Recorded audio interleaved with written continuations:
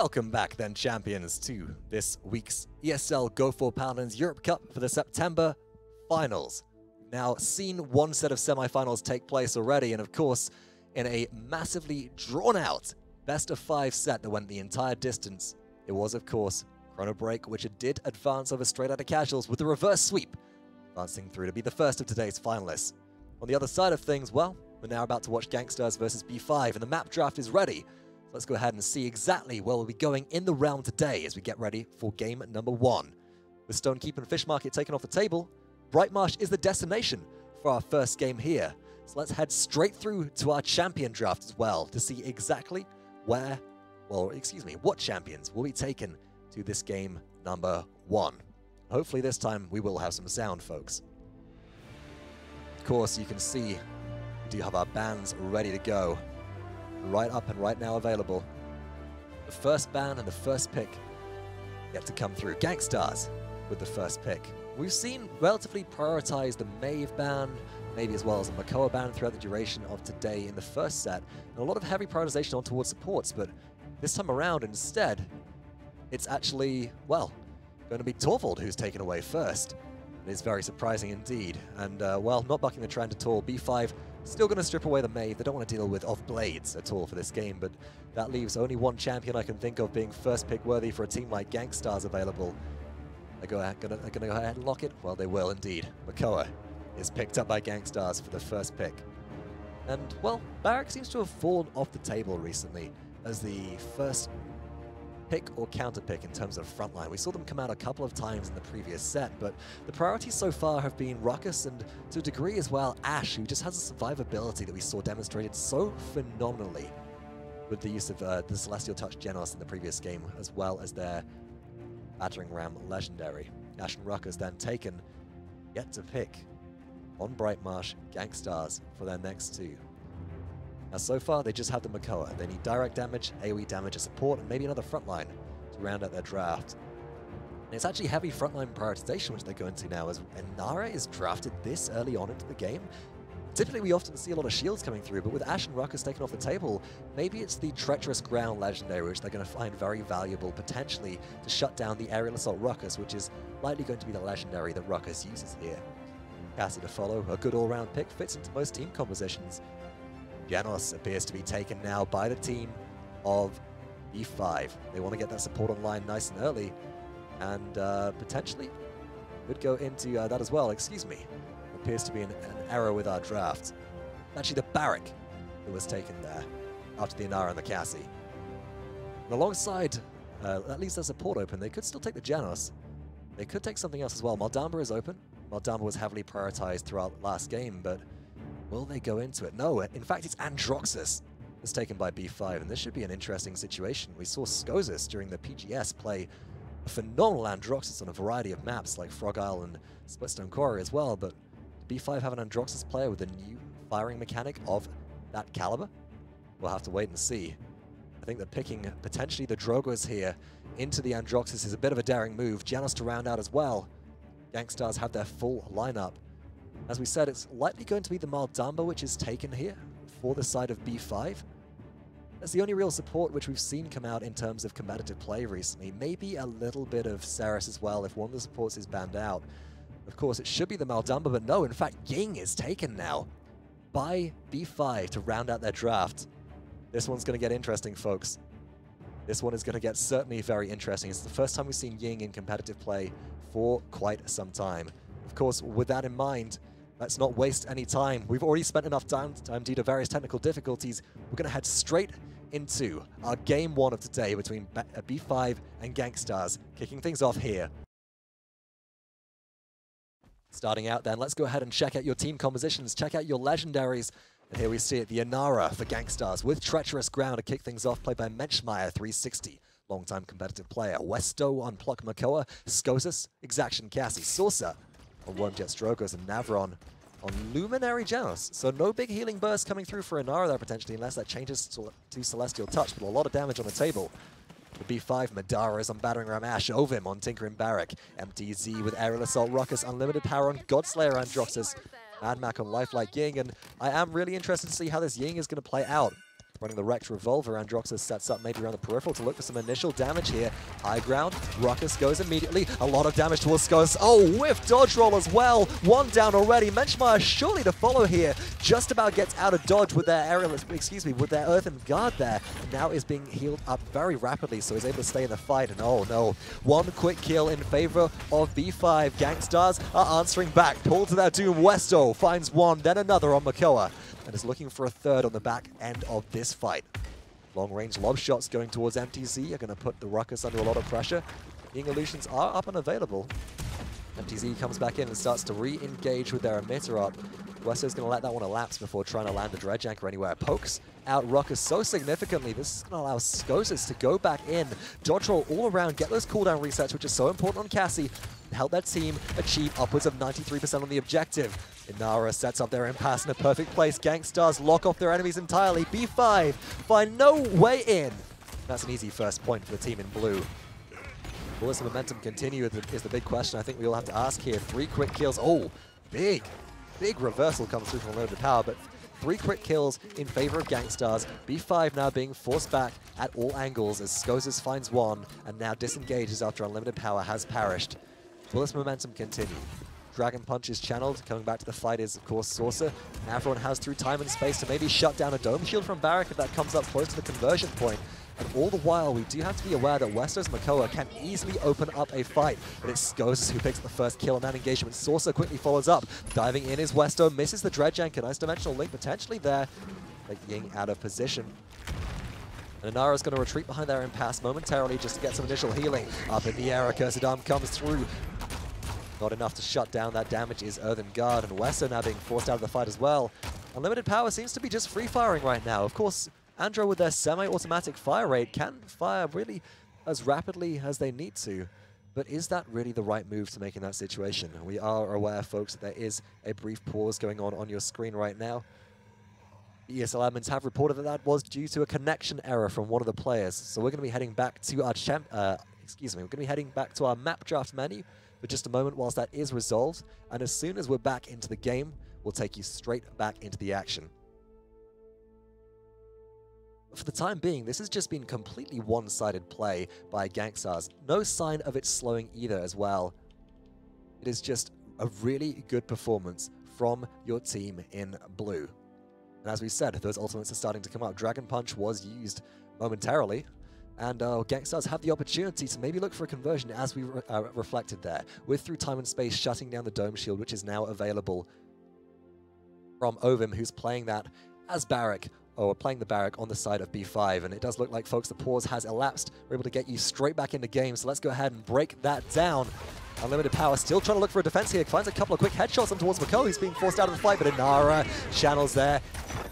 Channels their Seismic Crash, the ultimate which stuns out everybody. 3 quick kills in quick succession for Gangstars, tracking as well in the air. The Ash is Skoses, unable to pick up a kill, turns their attention towards Ying instead, shutting down those pesky illusions, which are doing so much healing in addition to the Illusory Rift. Crippled out was Madara. Dodge roll keeps Skoses nimble, still alive somehow. There we go, through space and time potentially available here. Navron will just retreat from the fight. Not going to elect to use that into the face of Dome Shield, which has now just elapsed by itself. And we see Drogo stay alive in midair. Potentially Saucer needs a heal from somebody somewhere. It's got to come from Navron, and Saucer does receive it in the air, but stabilization play is coming through from B5. Navron escapes momentarily. Skoses looks to re-engage on a 10 streak right now. The rest of the respawns have come through, and with 15 seconds remaining and Unlimited Power of extending to be shut down by Skoses, the gas pedal is hit. This is the opportunity for everybody to engage. Skoses takes to one side. Navron just tries to keep their team alive for the time being. Can Westo find the Dredge Anchor that will open up this fight? They can indeed. It pulls in Ash. The bonus damage doesn't hit, but Saucer finds one kill. Skoses on the outside finds another. Looking for damage on Unlimited Power now. They're trying to track them in the air, but they can't seem to find a shot. Reversal is up. The bonus damage comes through, and Saucer gets credit for the kill onto the Androxus. Impasse goes through from Inara as well to zone out everybody, and Gangstars push successfully for an early 2-0. Itemization on your screen for the second round of game number 1 then, folks. It's a good look so far for Gangstars. They're getting a lot of secondary itemization online after finding Cauterize 2 and Rekka 2 on 2 members. This is quite interesting as well. It is a triple frontline composition. Typically, we normally see a split of maybe 3 to 4 Cauterize on one team and 1 Rekka taken on a high burst champion who's augmented to be able to deal with killing shields, like Drogoz, for example. However, in this situation, we do actually see that instead there is a Rekka on Cassie as well. This is important because it means that those shields from Barik, those shields from Ruckus and Ashe are going to be depleted so quickly that there won't be anything for these frontliners to sit and sustain behind. Overall, the damage does go in advantage to Gangstars, and if maybe Menschmeyer can find a good treacherous ground and pass to lock down some opponents, it'll heavily lend themselves in favor of the blue team. Initial as well, Spitfire Salvo comes through following the ultimate from Saucer. Put them on a 7 streak, unstoppable right now. Thrust back up into the air, has Fire Spit available again to clear out the illusions if necessary, but spots in the backline of this fight a very low health Ying, who's trying to use Dimensional Link to stay mobile. Saucer cleans up Mad Mac, still in the fight. Skoses very low on health, has managed to escape in the Fire Spit, just keeps on dealing damage. Again, incredible performance from Gangstars, having the opportunity to take another capture for free here. Unlimited Power tries to get some damage towards the backline champions, but immediately gets met face-to-face with the Makoa. Strike now says Inara. Seismic Crash comes straight through on Ovim, and that deletes Barik off the map before they had the opportunity to even place a barricade. Again, Gangstars have this capture in their pocket. Ancient Rage was used by Makoa before Madara shuts it down, but in response, Saucer comes through again, Skoses comes through again, 21 streak for Cassie, has no fear of boxing out with Unlimited Power here, likely to fall if Unlimited Power can find one more shot. The Androxus can, but they bought all the time necessary for this team to pull ahead. B5, 3 points down now. Gangstars leading in this fight and surging forwards on the path to conversion. The peripheral, Westo will be fighting out with the Ruckus here, has Ancient Rage available, dives after MTZ. Illusory Rift used by Ying to try and keep members alive. Dredge Anchor missed. Westo now just a sitting duck. It's up to the rest of the team to take over.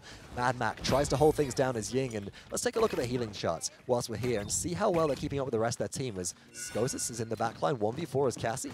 Not a very favorable position for them to be in, but finding the dodge roll resets, they're able to box out magnificently. Oh, misses one, Somersault comes through though, isn't able to find the last one, Unlimited Power shuts them down. But as we were remarking there, folks, 67,000 healing on Janus, 42k on Ying. That really says everything it needs to about this champion so far. They're not finding the consistent healing to keep their triple frontline alive. Maybe Lifelike would have been a better choice than their Legendary in this situation. We'll just have to see. The Dragon Punch is channeled right now as we do see Saucer go in deep, looking for damage on the Barik. Instead finds Unlimited Power. The aerial nemesis here. Westo takes over. Provides some zone towards the front line of their opponents, misses the Dredge Anchor, but is able to try and keep Saucer alive momentarily. Still, Madara does clean up that kill, and Gangstars now face B5, 4 versus 5, but with Westo having Dredge Anchor available, finding the damage, finding the shot, maybe for the bonus damage, there we go, onto Ovim, following the grip, the Void Grip from Janus. It's a nice way to open up the fight. But still, respawn proximity advantage heavily in favor of B5 here. Gangstars, they're on the back foot. B5 need to look for an opportunity to defend here and defend well. A lot of that is going to come from zoning.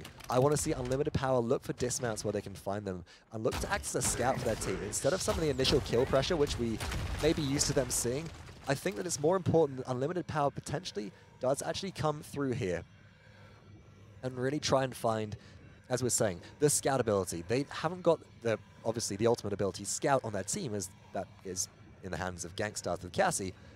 But Unlimited Power has mobility on their side, and they can chain together potentially 3 nether steps reversal. Because they're using Godslayer, they can pretty much guarantee a reset, and then another 3 nether steps to escape danger when necessary.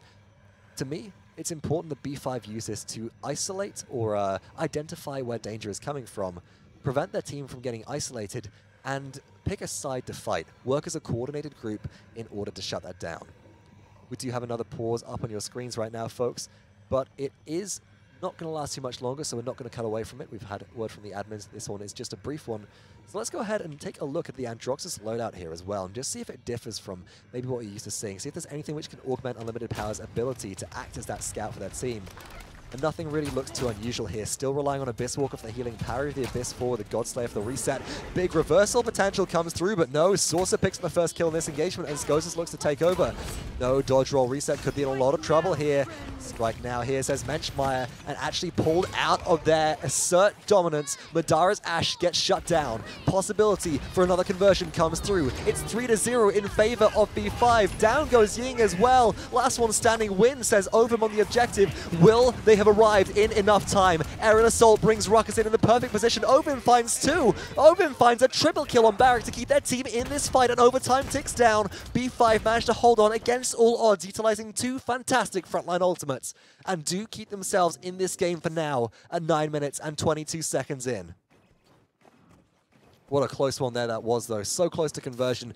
MTZ and Ovum working in good parallel to be able to draw attention. First with Dome Shield, where despite the Void Grip from Navron's Genos, Ovum was able to survive due to the conical nature or the curved nature of Dome Shield. And then following that as well, Ruckus drawing fire with Hexafire meant that Barrack was able to free fire into the backline. And with that in mind, you can see that they've been able to stack themselves up in the damage charts. 46,000 in hand for Ovum right now, but still being vastly exceeded by Gangstars. 89k, cresting the 90,000 mark currently for Skosis. Right now, if B5 want to have an opportunity in this game, and they want to look for any sort of way back into this fight, they've got to deal with Cassie, but it just isn't happening. Shoulder bash channeled there by Madara takes them out of the fight momentarily. Barrack will try and set up in the front line of this fight, does receive some healing from Ying through time and space, is channeled, takes out one illusion, but Westo pulls in immediately Barrack, and Ovum gets sent straight back to base. Dimensional Link utilized by Ying, tries to keep them mobile for the time being. Mad Mac walks straight though, and Dimensional Link straight into the treacherous ground from Inara. Really good preemptive positioning there from Menschmeyer to make sure that the illusion was trapped within that circle and catches them, leaving them unable to run. Saucer goes in with Dragon Punch, dives right on in, 87% and rising for Gangstars on the objective. Pretty much spawn camping at this point. This is just brutal to watch, and now we see Genos on the objective right at the end. No sign of that turning around. Gangstars, one is up in this set so far with a 4-1 victory. And after, that's a little bit disappointing to me, honestly, after B5 were able to establish a good defense from coordinated ultimates. But with that in mind, it was the utilization of two key ultimates in the last team fight, which I think gave that game, that last capture, completely for free. The team that was Gangstars, or is Gangstars, I should say. Formerly Team Wicked, organization did pick them up after their roster was taken up by none other than Ninjas in Pajamas, who you can catch playing tomorrow, of course, during the PPL. We'll talk a little bit more on that later. Looking at the scoreboard after this game, one thing is clear to me. Again, Skosis and Saucer, just as we saw previously, Chrono Break had their damage pair that worked so well in collaboration. Skosis and Saucer are devastatingly in sync, with Navron to back them up all the while on Genos. 14 kills apiece, only 5 deaths, breaking the 100k mark for Skosis. B5 did not have an answer with their triple frontline, just in terms of sheer damage potential to be able to kill Cassie or kill Drogoz when necessary, and that is hugely important to me. Without the ability to take these two champions out of the fight, well, they were risking the defeat, and that's certainly what happened. I think in the future champion drafts, I'd like to see that modified a little bit. I'd like to see, rather than the triple frontline lineup coming through, maybe some more damage. Even if they're running triple frontline, take it alongside an AoE damage dealer, like a Drogoz or a Bomb King that can start swinging when allowed a free fire from the backside of a fight.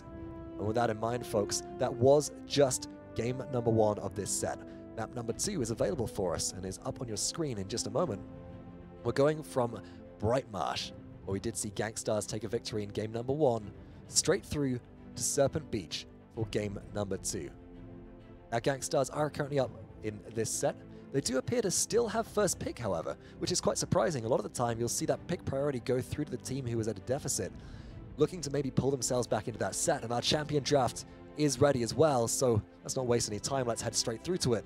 Champions, this is game number 2, map number 2 of Serpent Beach, between Gangstars and B5.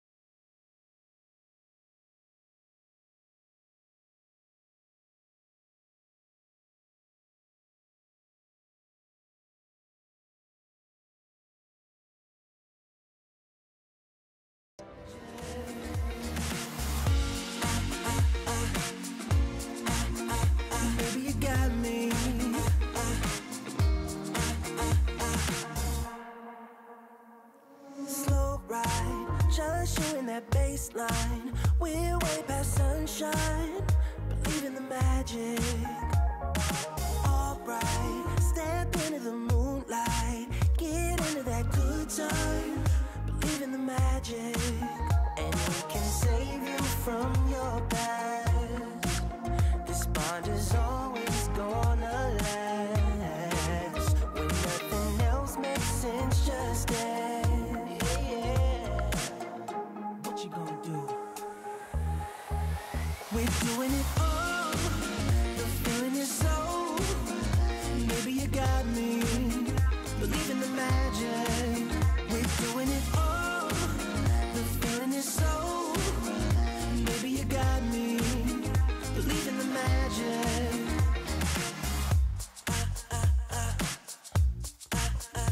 Maybe you got me.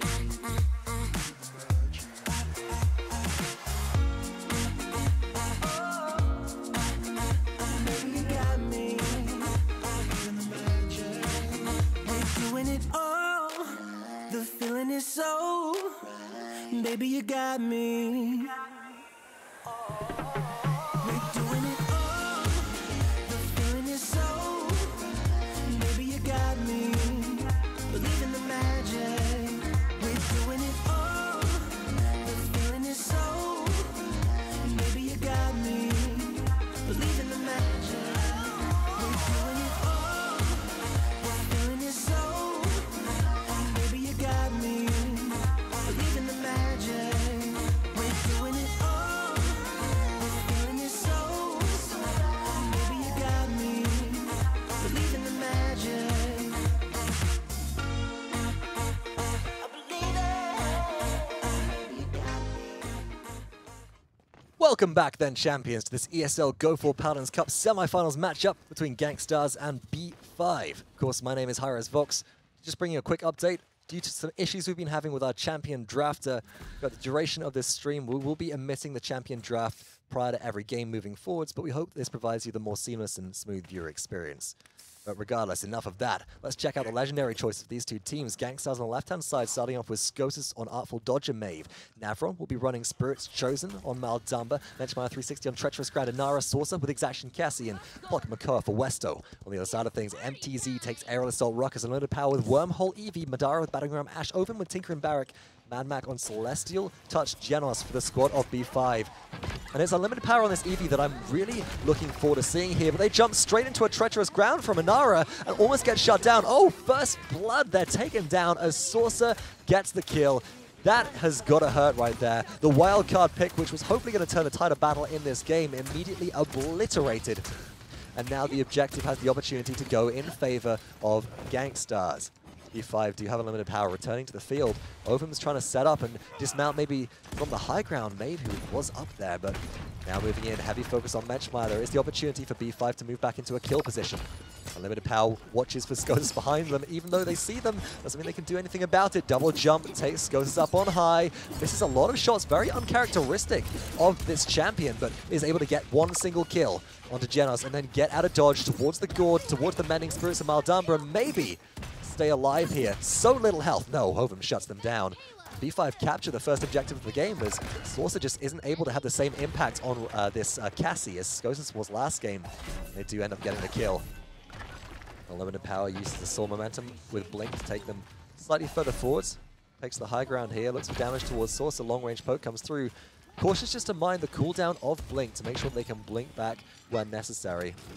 Madara on the high ground will be looking for some damage here. Prowl coming out from Skosis as they spotted Eevee on the high ground. Has the opportunity to activate Midnight here. Chases down on the high ground. Eevee as well as Ruckus. One shot left. Saucer takes down unlimited power. Skosis MTZ. And that's all she wrote for B5 as Skosis picks up a double kill and looks for a triple. Madara being brought so low. Kinetic Burst comes through, but it just won't be enough. Shoulder Bash has been blocked by Makoa, and that should be an easy kill onto Madara to completely stall out B5's push potential here in game number 1. Skosis goes to the high ground. The rest of the team continuing to follow up if they can. Mending Spirit's a bit too far away currently from Maeve, but the shield provided by Westo there in just enough time to be able to keep everybody safe.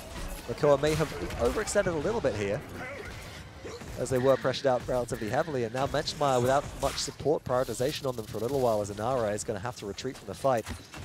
B5 are regrouping, looking for an engagement opportunity once again, and it may come from Eevee. I know we're talking a lot about Eevee right now, but so far they are the unusual one on this team. They are the wild card, and Unlimited Power didn't have the same impact on Androxus as they were having, they have had so far on Eevee this game around. Throwing out an Ice Storm briefly to try and stay alive. Oh, down goes Unlimited Power. Madara on the low ground could try and take over here, but they're being crippled out, and Skoses takes over with a Midnight to try and shut down the enemy team. Has to be careful of turrets here. But as Westo and Menschmeyer pick up kills, that's all she wrote for Gangstars. And no sign of this push continuing. 40 seconds left. Ovim just sort of accepts death there. And doesn't really show any sign of trying to fight that. Just wants to be respawning as fast as possible, get back with their team, regroup, and re-engage. And with that in mind, I would have actually liked to see Skoses hold off the gas pedal slightly in that situation. Recognize that actually Ovim was looking to die there, looking to get a reset, maybe a mid-round buy coming through. And as we have a quick look at the itemization, as Unlimited Power tries to take down Skoses, you can see that Ovim has picked up a Cauterize too, so maybe holding off the trigger in that situation would have been more beneficial, but it doesn't really... Probably not going to mean the difference between a win or a loss on this payload push here for one team. Unlimited Power forced to Westo. Makoa getting a couple of kills in quick succession. Source 2 comes in to engage, and it's all tied up 1-1, folks. Gangstars were able to defend successfully. B5 can't make the push through. Atomization between these two teams then, as we take a look at the net worth chart. Relatively even. Inara from Gangstars is sitting at the lowest of that with their 900 limit, is or has been able to sit on the at least sit on a Cauterize 2. Which is going to be important. So there is one Cauterize 2 on the team of Gangstars.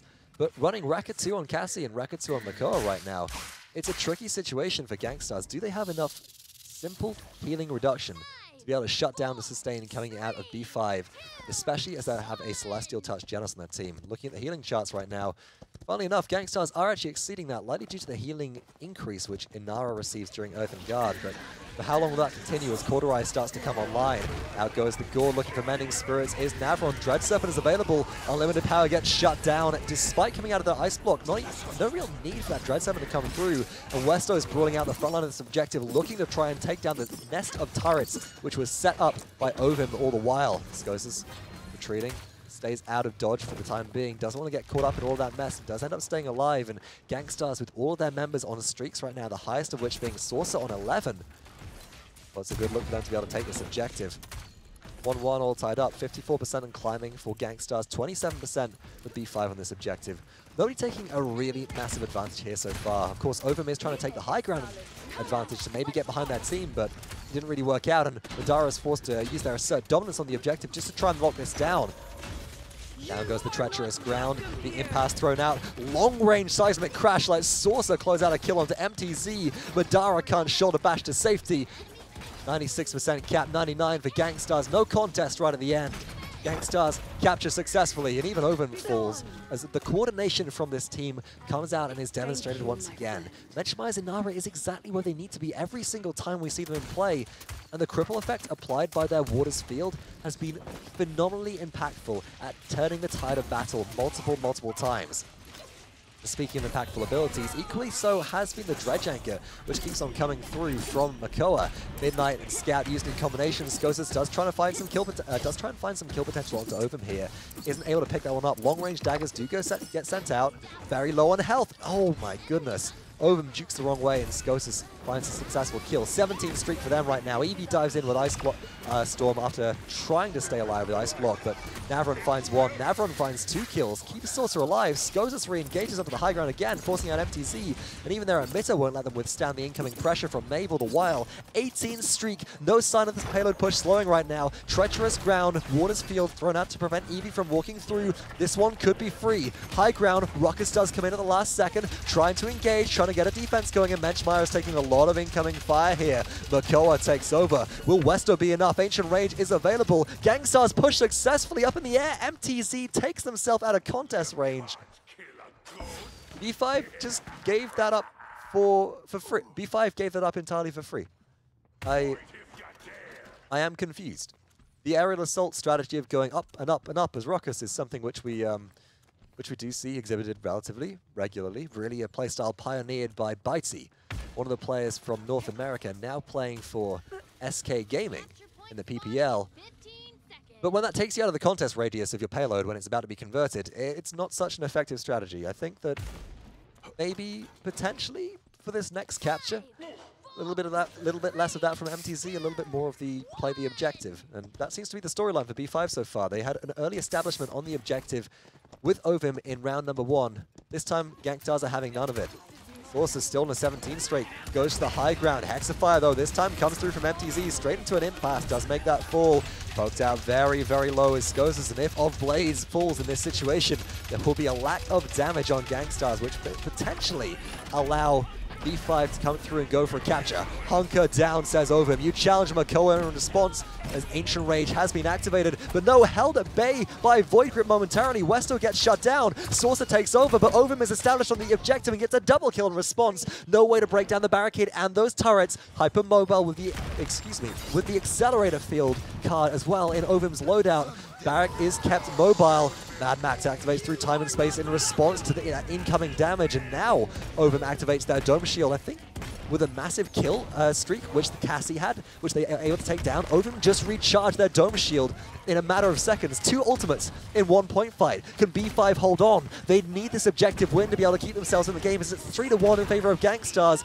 and Ovim seems to be able to do this so far. Unlimited Power picks up 2. Madara finds 1. Skoses in response goes deep into the backline, looking for damage towards Janos here, is able to reset cooldowns, is able to get back to the objective. No! Taken down just at the last moment. Shot out of the air. Ovim picking up such a mass of kills in that last engagement. A real impact player for the team, drives B5 to a capture victory. And potentially, they could be looking at conversion here if the payload moves fast enough through the early stages. And now, we mentioned a little bit earlier that the accelerator field card in Ovim's loadout was helping them keep them mobile. That's very, very useful when playing into a treacherous ground in Nara. We'll take a look at Ovim's loadout to see exactly what rank of that we're running in just a moment. But Skoses currently has the number and is out for blood. Ovim juking back and forward behind their barricade. That sends Skoses packing. And you can see right towards the end there, it is just accelerator field 1. Only a 25% movement speeds bonus for them and their teammates when passing through barricade.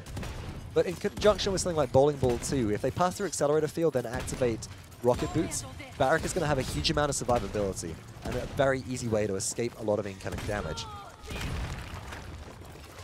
Variety of ultimates come out in combination now as Gankstars look to make a defense here.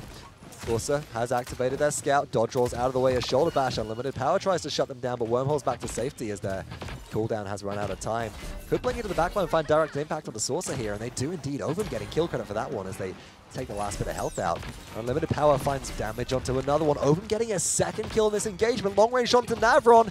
3 kills in quick succession. Barrack leading their team to victory with this charge. Down goes the Waters Field. Ovim has to be careful here, and they have been eliminated by Skoses. Maeve finding a quick kill onto them will take some of the wind out of B5 sails, but are the ultimates that B5 have stacked up enough to try and push this one through? Ice Storm has just been utilized by Eevee around the objective. Unlimited Power tries to find the air shots on the Skoses, but it isn't good enough. Those double daggers do a lot of damage at close range when both of them are confirmed.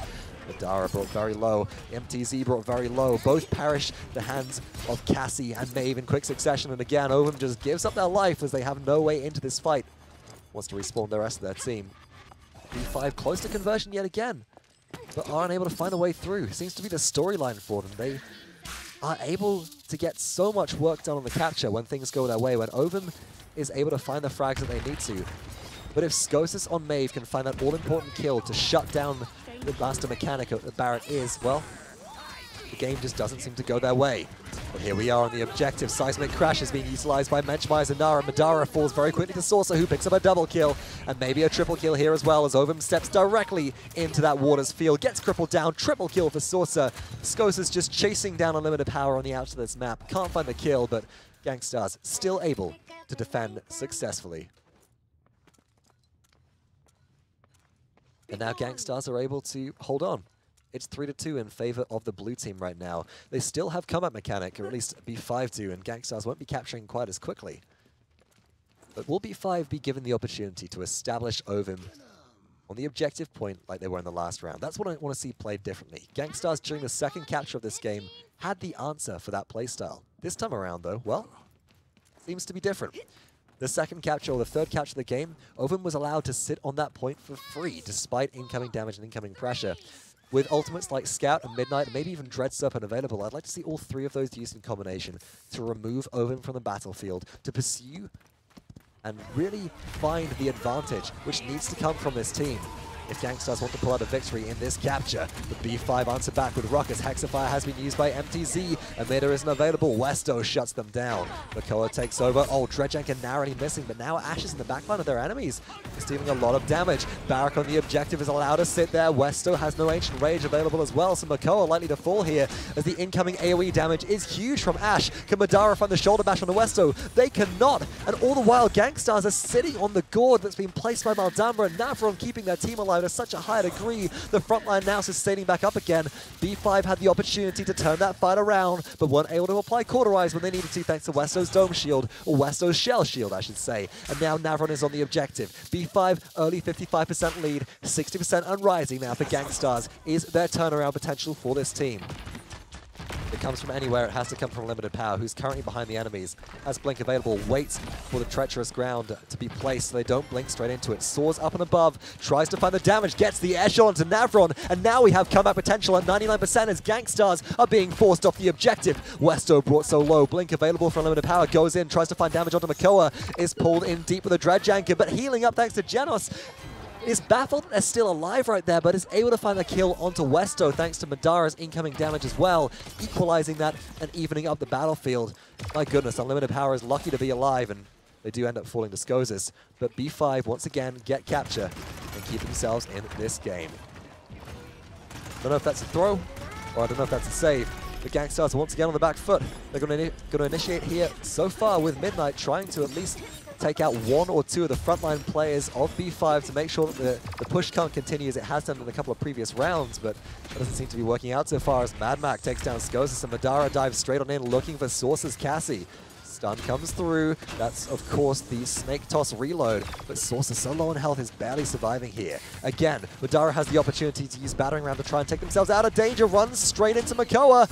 Oh, less than 200 health remaining, does get taken down eventually, but Unlimited Power comes back in, and Ovum takes down Menschmeyer as well. Unlimited Power goes up and over, looking for damage, blinks in, tries to find a shot on the Cassie, but isn't able to do the deed right there. It'll be up to the rest of that team to try and make some opportunities for Unlimited Power to go in and clean up rather than being the initiator in these fights, because so far they've been stumped at every single push opportunity by the Waters Field of Inara and often the Dredjanker from Westos Makoa as well. And speaking of Makoa, Ancient Rage used in that situation, Seismic Crash as well. Gangstars are throwing everything that they have at the wall right now to be able to try and stall out some of this push, but Ovum's happy to just go ahead and place down their Dome Shield, and that'll open up an easy kill onto Menschmeyer, and now there's conversion potential. We're all tied up, 3-3, but Ovum gets pulled in. Barricade is ready. The pluck bonus damage shot from Westo does not connect at all, and this is huge for Ovum if they can find the shot onto Westo, which they do. 11 seconds left on the respawn for Makoa. Maldamba having fallen as well. It's up to Skozis to try and defend us in Midnight, but will it be enough as out comes Hexafire as well? MTZ ripping through Source's Cassie, finds the missiles to confirm that kill, and pull back in towards the objective. The respawns are coming through, but it's just not enough. B5 gain victory in game number 2 and tie the setup 1-1. What an equalization play there, folks. What a fantastic performance. What a carry from Barak during that last game. Hats off to Ovum right there. 15, 13, and 11 as Barak. Not picking up, well, the most kills in game as that did go through to Saucer, but third highest damage. Barak swing for 121,000. Key utilization of ultimate positioning as well as timing led this champion, this player to victory, as well as B5. They're able to come back in game number 2. Pull themselves to, as we said, the victory. Of course, now tied up 1-1. This best of 5 set, folks, it does just become a best of 3. We can see on the scoreboard that various different picks did work out for the teams. I think that Skozis and Sorso and Cassie and Maeve certainly worked out well. What I was surprised with is how ineffective Makoa seemed to be during that game. Yes, in play number 2, or in point number 2, capture and conversion was fantastic, and Westo certainly helped augment that. I think the lack of area damage was what hurt this team the most. They couldn't deal with Ovum, and the double wrecker pickup as well meant that when they were trying to box out with Barak underneath their dome shield, Barak could place down 2 turrets, a flamethrower turret, a dome shield, and as well just a regular barricade. Put their juke boots on with the bowling ball card in their loadout as well. and just stay nimble, stay difficult to hit with no AoE cauterize application, with the exception of Cassie's blast shot, which only provides a 50% reduction in healing. Ovum was just able to stay alive in clutch situations, and hell, that's what matters, folks. That is what matters indeed. Regardless, though, the map draft is up next. That was game number 2, and for game number 3, map number 3, we're heading through to Frozen Guard. A bit of a change of scenery, a bit of a change of texture, everybody, and a different map dynamic as well. We saw Androxus ban down in the last game as B5 didn't want Skosis to have that, but after Skosis' performance on Maeve during this set, I do have to ask if anybody is going to be willing to let that through the draft once again. As we did remark previously, unfortunately, due to the issues that we had with our champion draft early, we're going to be unable to bring you that on-game live, but we'll run through the picks, and I can run you through some of the draft order as soon as we get into game. Stay tuned, folks. Back as normal with the ESL finals. We've got 2 minutes on the clock. We'll be into game number 3 of this set in just a moment, and let me know who you think is going to become victorious in game number 3 on Frozen Guard.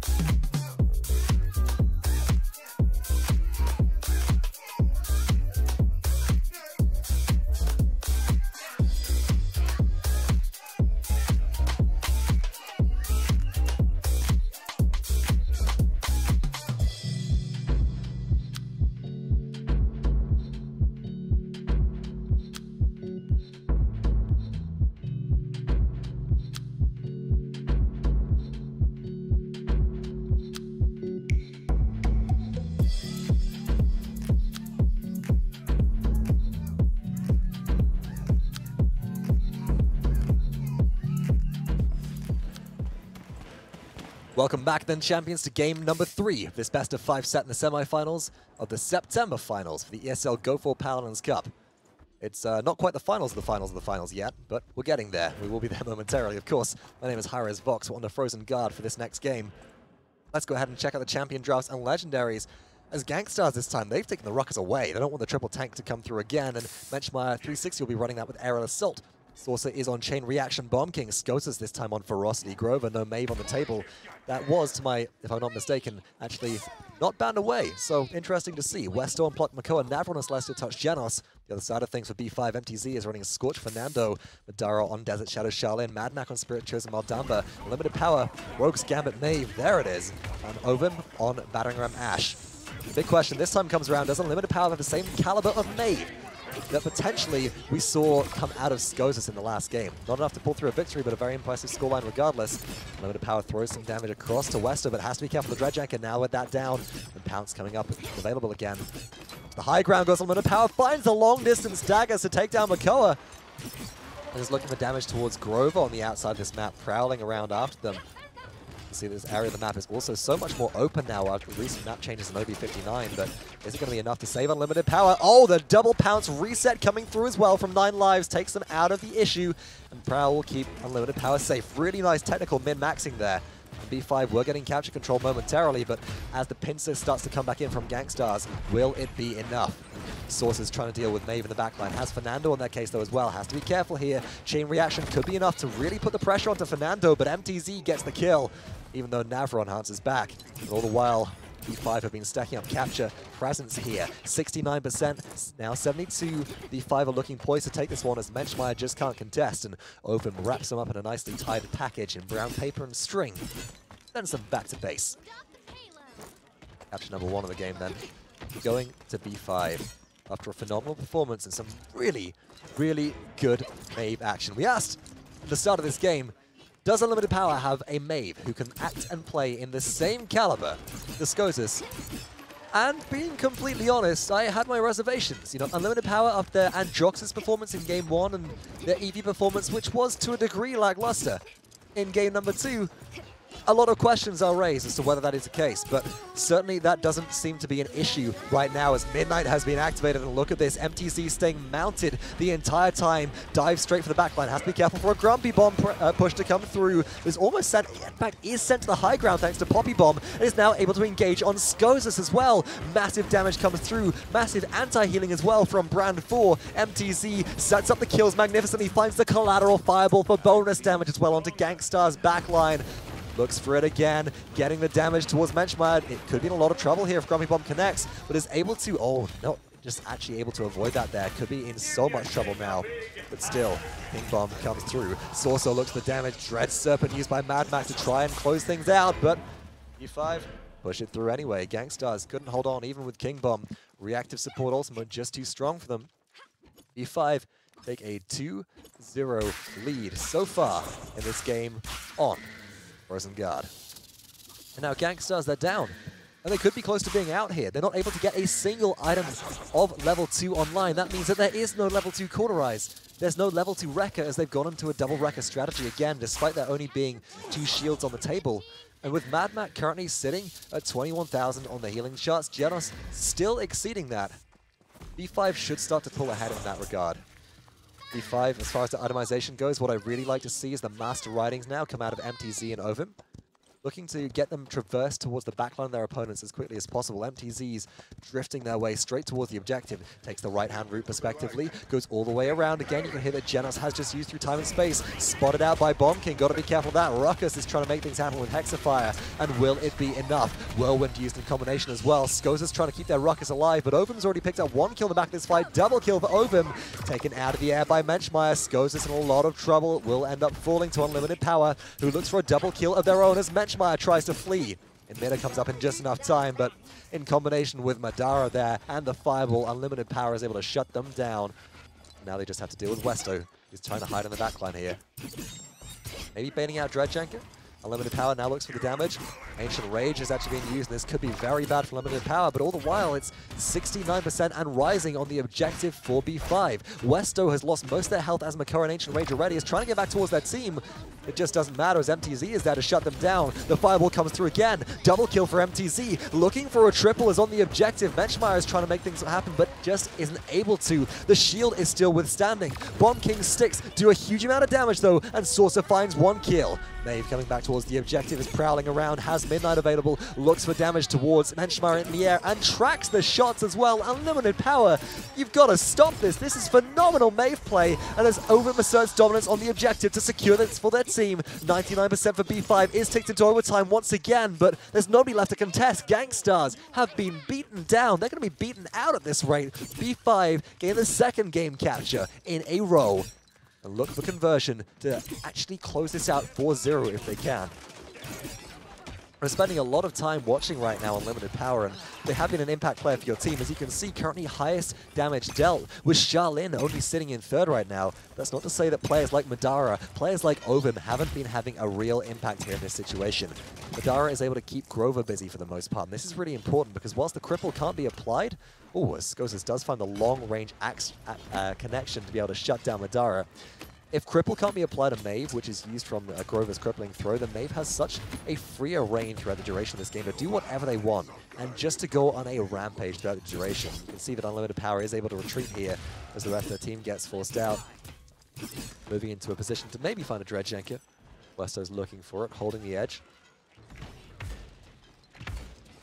You can also look for some tricky dismounts here, if available.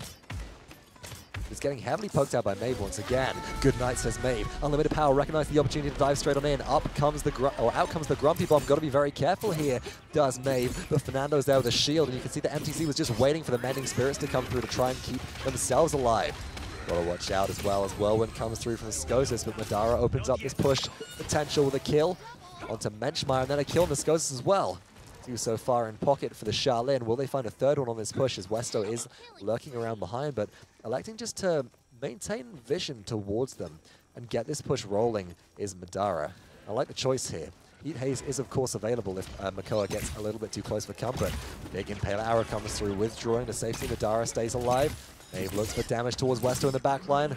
Likely MTZ to clean this one up with Afterburn as it comes through. Unlimited Power resets their cooldowns with 9 lives. Looks for damage towards Menschmeyer as well. He gets poked out very significantly. And Unlimited Power is just hitting every single... Okay, maybe not that one, but they're hitting so many double daggers. It's really remarkable play. It's so impressive right now. But will they be shut down here as King Bomb comes through? They won't indeed. And now Unlimited Power is activating Midnight as well. Looks for it, finds the pounce execution on towards Grover as well. Navron poked out so heavily as well. Gets taken down before they get back into base. This should be the 4-0 for B5. This should be the sweep. Double kill for Unlimited Power. Nobody left to contest. B5 push it through in a 4-0 style and gain victory in Game 3, pushing them up now 2-0, or 2-1, excuse me, in this set.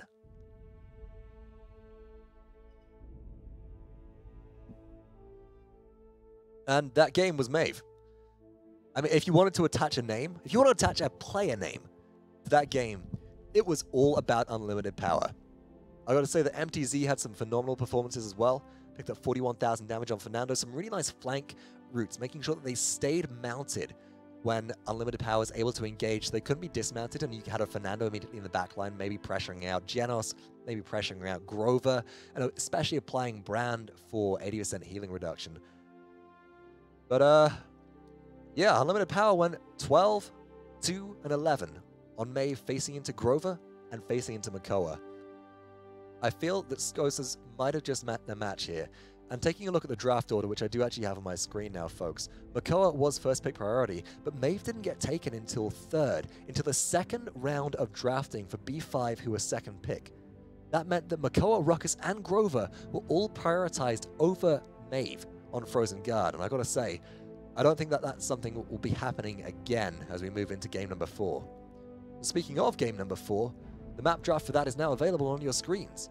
From Frozen Guard and the Icy Shoreline, we're going back to our Temple Isle aesthetic, the warm site of Jaguar Falls. Of course, once again, we will be unable to bring you the map draft for this, so you know the drill by now, champions. It's 2 minutes on the clock, and we'll bring you straight back in for game number 4 of this set.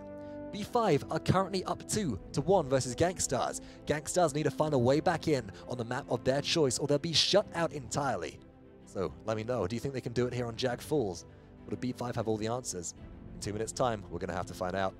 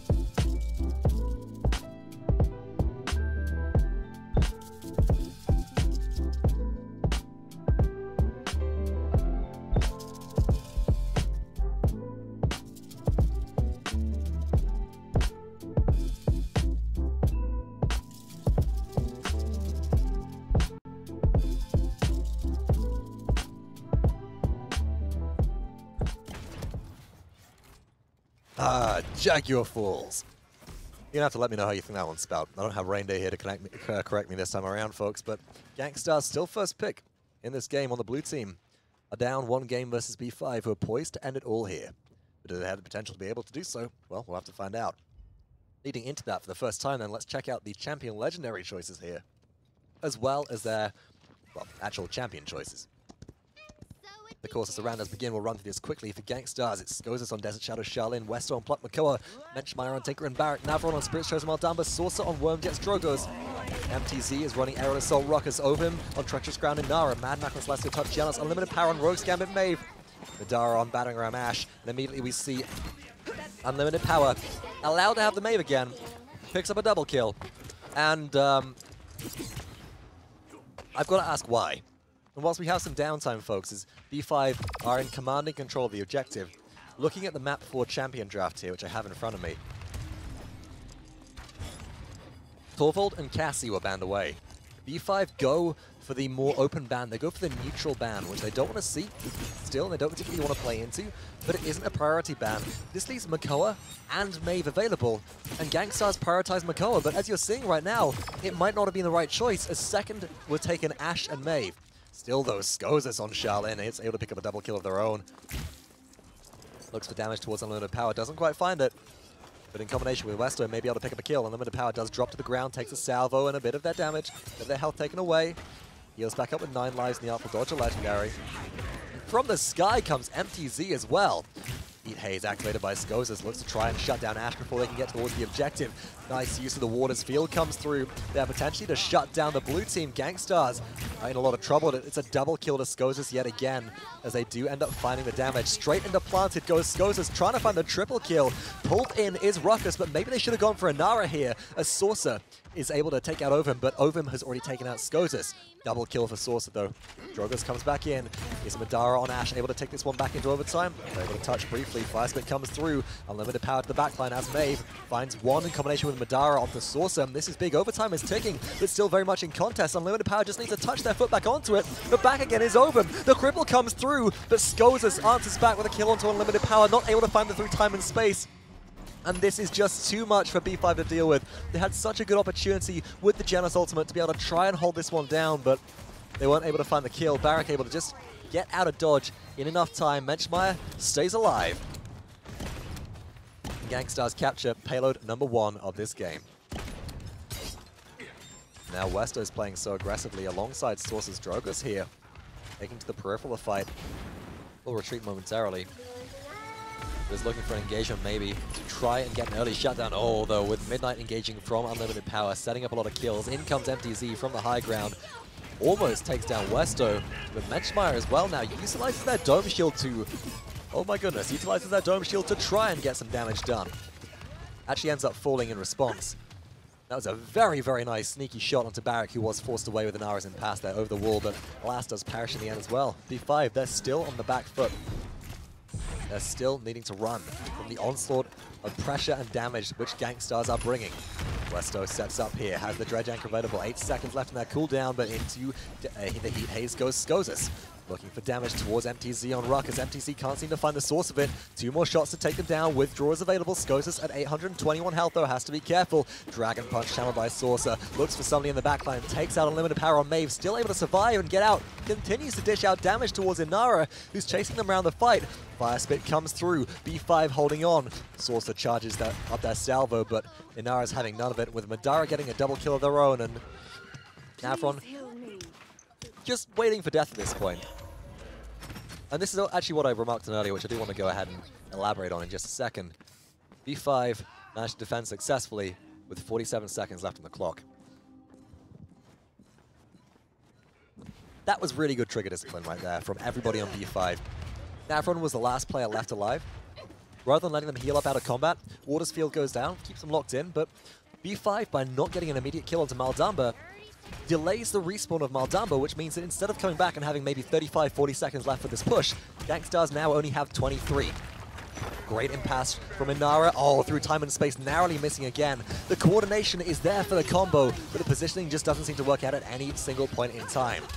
Ovin looks for the damage. MTZ comes straight in from above, trying to make things happen, but Navron kicks things off with the Dread Serpent in this fight to shut down one of the triple frontliner coming out of B5. You are not welcome here, says Inara. She throws down their ultimate with that seismic crash, enough to really turn the tide of battle. B5 do defend successfully and tie things up 1-1 on the objective scoreline.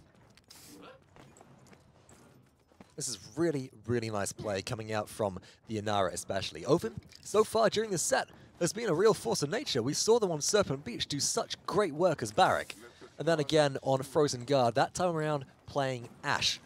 They were able to just sustain through a lot of fights, be a force of backline disruption, allow unlimited power to be disruptive.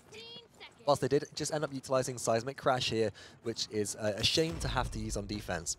Just the one ultimate, turn the tide around, allow B5 to defend successfully.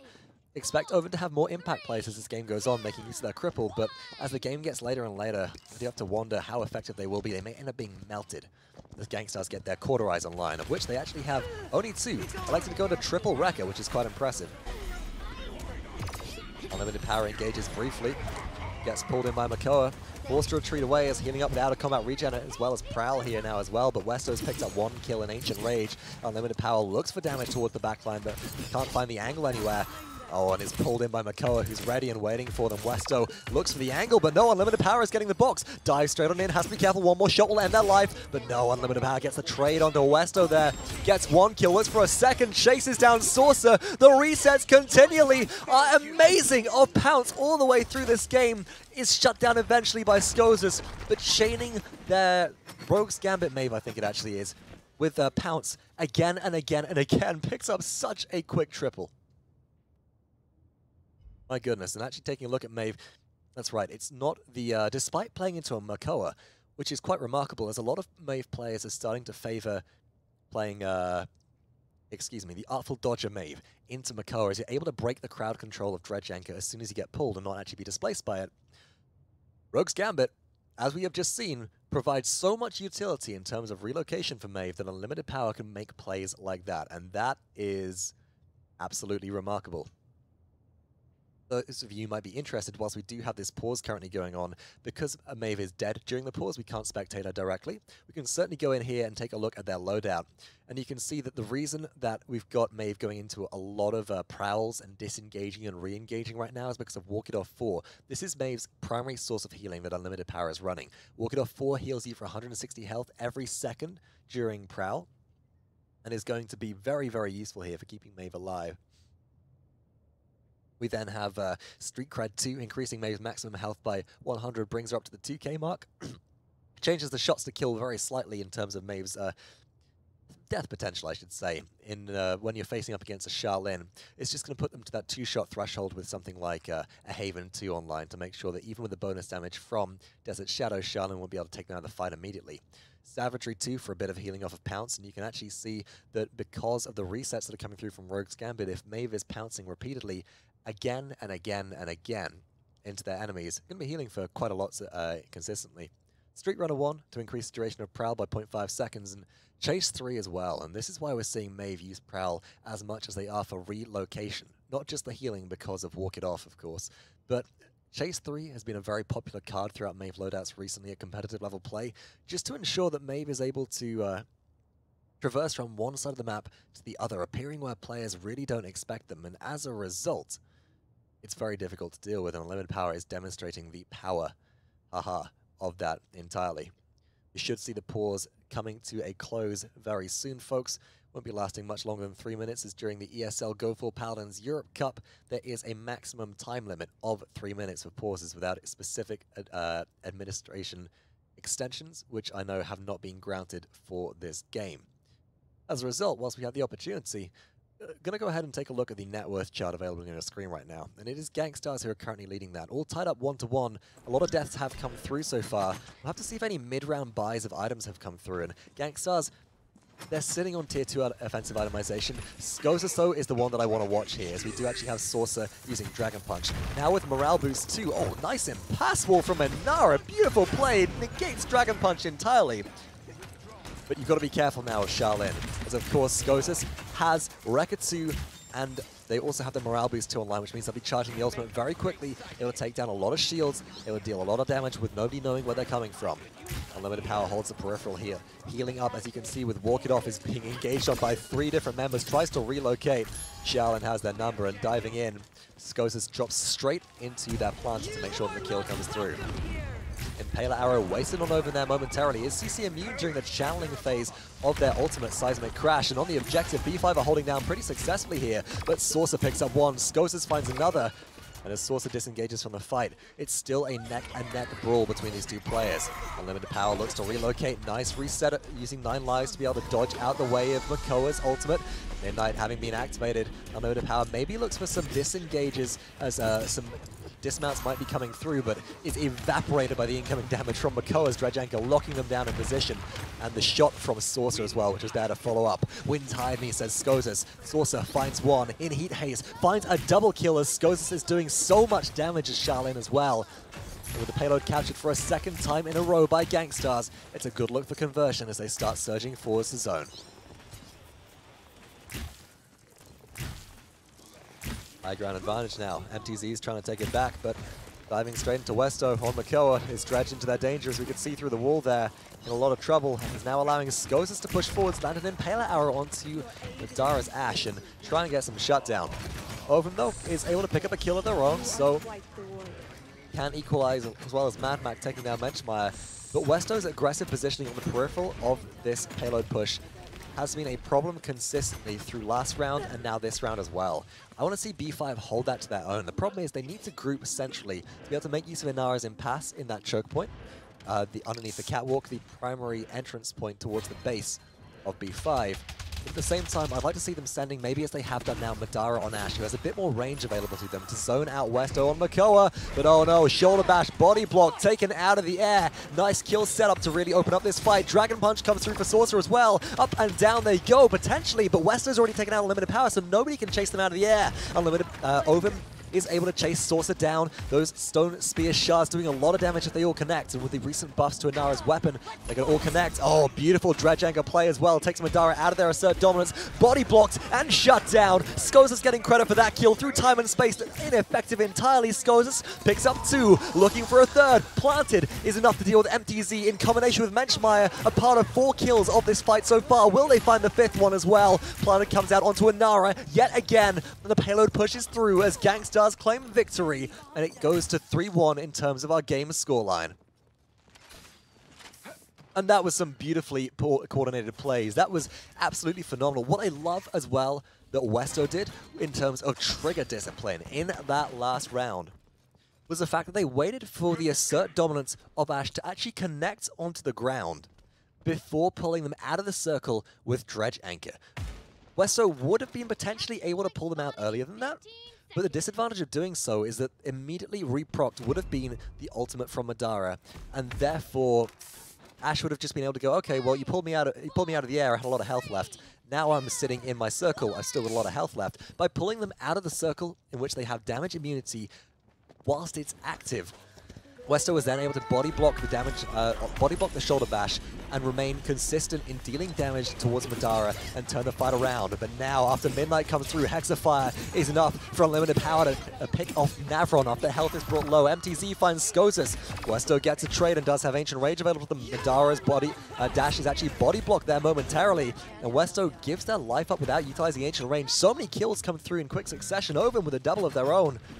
B5 holding on to this fight tooth and nail with comeback mechanic in hand. Get the capture in what seems like record time. 2 minutes and 20 seconds on this payload push. That is a different B5 to what we've seen in previous payload pushes. And a lot of that seemed to come from the coordination, the coordinated utilization of Midnight from Unlimited Power in combination with Hexafire. We've seen it a few times so far just today. We're likely going to be seeing it come out again as Unlimited Power tries to chase Ruckus down from all around the map. Oh no, as well. Poor Skoses shut down by Ovum, as Unlimited Power remains mobile. So much so with the ability with Rogue's Gambit to reset their pounce cooldown. But Midnight just provides perfect setup for stuff like that. Midnight also allowed Unlimited Power to bypass Westo, who was left a little bit high and dry during that capture.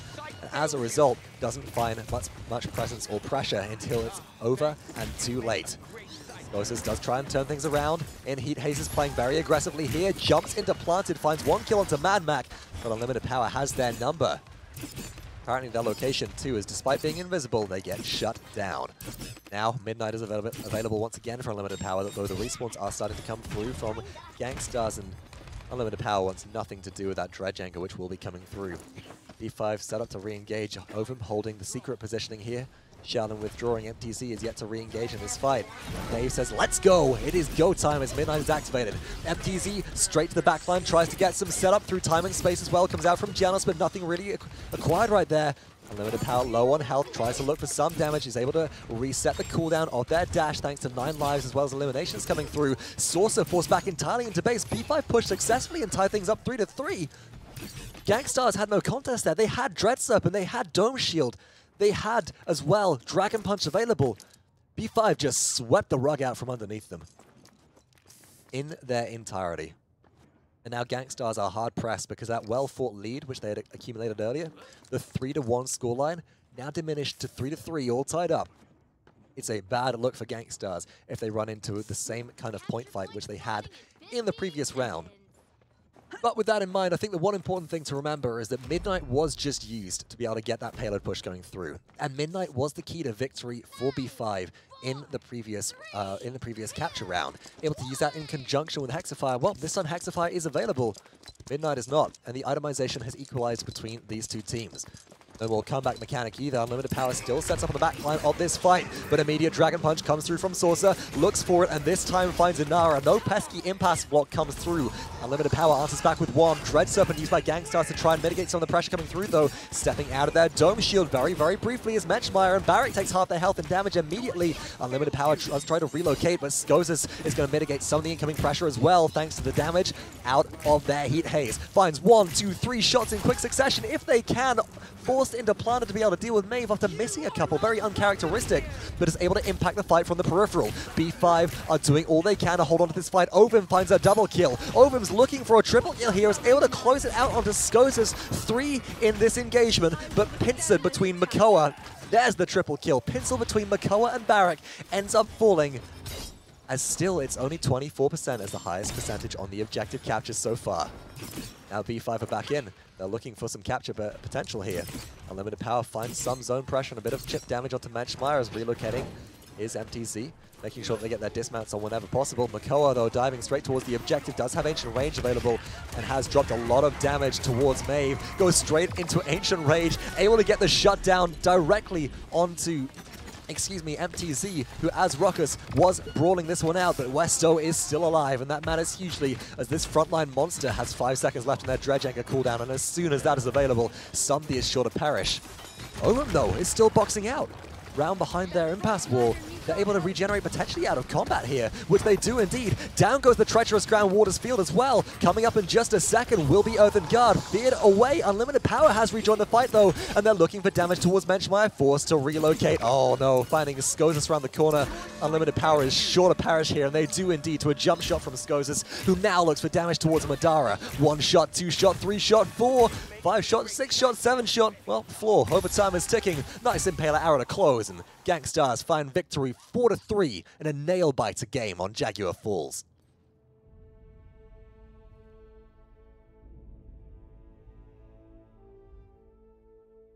And that one was a close one. We saw some incredible play come out through from both teams there. Unlimited Power's Maeve, certainly a force to be reckoned with. Less effective this time around, though. I'm not sure how I feel about the Rogue's Gambit in this situation. Again, playing into a Makoa in close proximity, we did see quite a few times them get pulled in and have a lot of damage dealt to them. Ovum, though, 20, 11, and 14 on Inara. Please, I want to see some more of that. I don't know if that's something which everybody else in chat right now wants to see some more of, but I think that Ovum's performance here on Treacherous Ground and Nara, some min-maxing with their utilization of the Waters Field, as well as a specifically placed impasse to avoid Dragon Punches, to get some out-of-combat regen going, to stop Cauterize from being applied. The Waters Field applications which were able to cripple out 2 to 3 members at any given point in time and pull out triple kills for a frontline Inara. Whew, that was devastating, but it wasn't enough to close out the game. Towards the end, one player rang true, and that was Skoses for the squad of Gangstars. Nobody was able to touch them. Came to be as simple as that, with Heat Haze in their pocket. With, of course, if we take a look at their loadouts, you can see, having got a morale boost 3 online, charging the ultimate so quickly, nobody could locate Shaolin to be able to shut them down. and that was a problem. Moving forward, of course, we do have the final map of this set up next, and it all comes down to this, folks.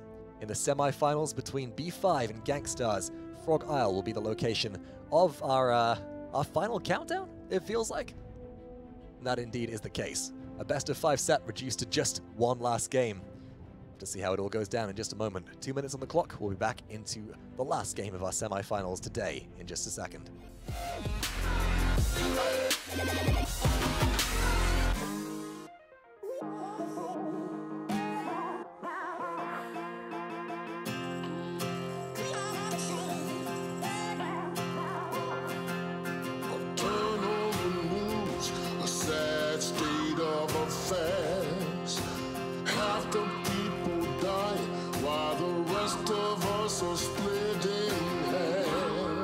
It's a good world gone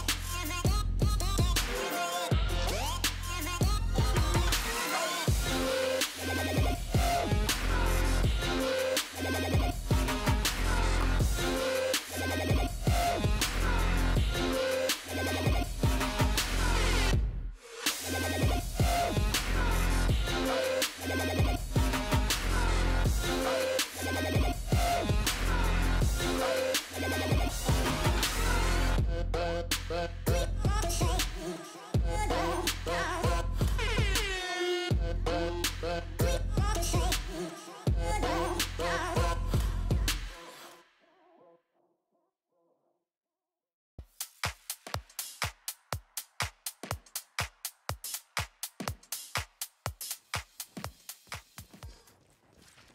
Tied up 2-2 in the last game of our semi-finals here today. Gangstars face off against B5 with one final matchup to decide it all and decide who gets to go through to the finals to maybe have an opportunity at claiming the large piece of today's prize pool of 500 euros in the ESL Go4 Cup September finals. Of course, Frog Isle is the destination for today's game. And my name is Hi-Rez Vox. Let's go through and check out the champions real fast. We're about to get into game. Gangstars still on the left, still first pick, have Aerial Assault Ruckus for Menschmeyer. West Storm, Plot Makoa, Sorcerer and Worm gets Drogo Scotus. On Desert Shadow, Shaolin, and Spirit's Chosen Maldamba for Navron. MTZ for B5 is leading with Battering Ram Ash. Unlimited Power on Chain Reaction, Bomb King Ovim. On Tinker and Barrack, Madara on Exaction Cassie. Mad Mac on Celestial Touch, Genos. The damage comes through. Planted has been activated by Scotus, but nothing really achieved so far. And oh, shout out to Gangstars banning Maeve first last game. They just did not want to have anything to do with that. But that does explain why we do have a Makoa on the field again, but Madara is able to close out a kill onto the Makoa for first blood. Potential overextension there, and capture advantage now going in favor of B5. Scotus does take down Bomb King in response, and Scotus is actually at full health currently on Shaolin. Withdraw available, they're going to engage aggressively here, trying to find some damage towards the backline of the fight, but doesn't see Cassie very low on health. Madara falls at last to a long-range bit of damage from Sorcerer, but Menschmeyer has been shoot through by Barrack and Ash in that situation. Can't get out of dodge, and now surging forwards is Bomb King. Unlimited power back on a champion which they have a legendary reputation for, alongside the, of course, the Maeve, which we've seen very recently.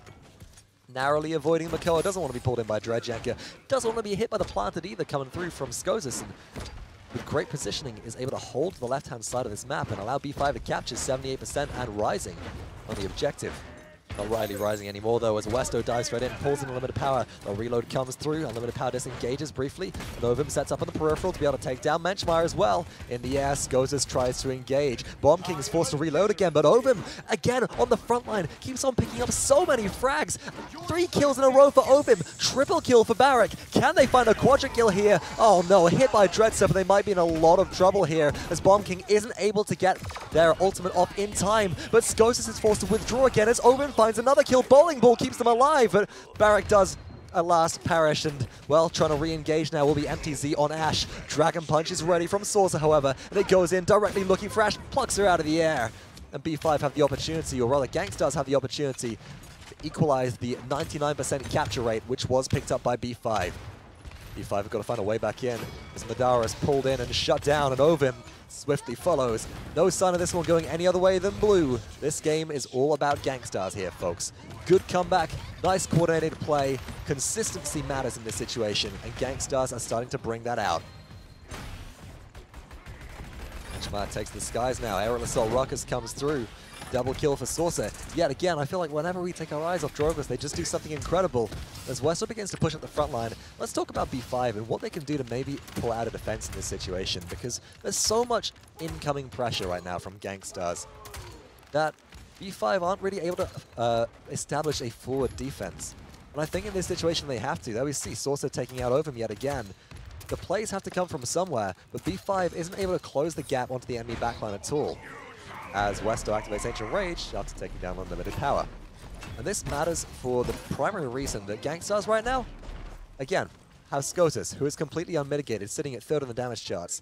On the healing charts as well, Janos, 39,000, actually being out-healed by Maldamba currently, but the Maldamba for Gangstars has been playing free this entire time, having received no pressure from maybe the enemy Cassie, the Bomb King, players that just can't close the gap into the backline for some reason. Unlimited Power this time around is able to find a double, can find a triple kill as well, maybe looking for a quadra kill here as well, as they poppy bomb straight towards Skozis. The damage needs to come around the corner. Skozis is just waiting for Unlimited Power to drop down in. Will they be spotted out? Will Westo find the anchor? No, not enough. Only a triple kill then for Unlimited Power, but certainly enough to stem the tide for the time being. Now re-engaging those. Skozis activates Heat Haze, goes invisible momentarily. Cassie quickly answers back with a scout of their own, revealing everybody through walls for their team. Mitigating a lot of that damage out, but now CC immunity is no longer available for Cassie. We'll have to see if Madara is going to be able to play effectively enough without it in a clutch situation. Myers diving straight into the backline, tries to box out versus Barrack, but may have bitten off more than they can chew in this situation here.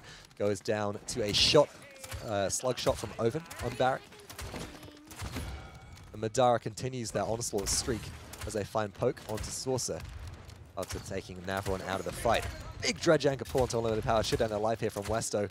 Unlimited Power, yeah, closed out by Saucer there as the AoE from Salvo comes through, and with 15 seconds left on this payload push, this one could go either way. Gangstars have the ability with the ultimates available, Dragon Punch, Hexafire, Dread Serpent, to be able to try and push this one through. Just depends if they're going to want to actually use all of those to be able to push, but necessary to use an ultimate on defense. Ovim finds that at least, utilizes the Dome Shield from Barrack, but has it been enough? Apparently not. As Saucer finds Ovim and Unlimited Power on the back end of that fight. And the payload pushes through for Gangstars. 2-0 in 5 minutes and 50 seconds.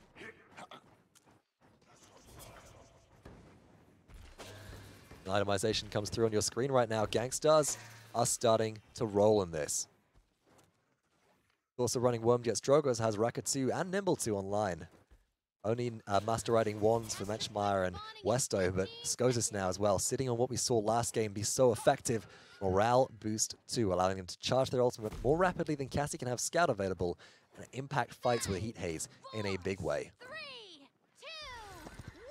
Tier 2 offensive itemization has come through from B5, but at the same time, it's the luxury items, it's these utility items, which I think may make a difference here if given the opportunity. Saucer, though, goes into Dragon Punch, looks for the opportunity to jump in with some damage, tries to find Cass in the back of the map, is going to give that one up, as they can't close the gap quite fast enough, tries to get out of dodge with Wormjets, but is taken out of the air by Unlimited Power. Madara and MCD finding kills of their own. Madara getting a double kill as they disengage Makora off the map as well, chasing down Navron.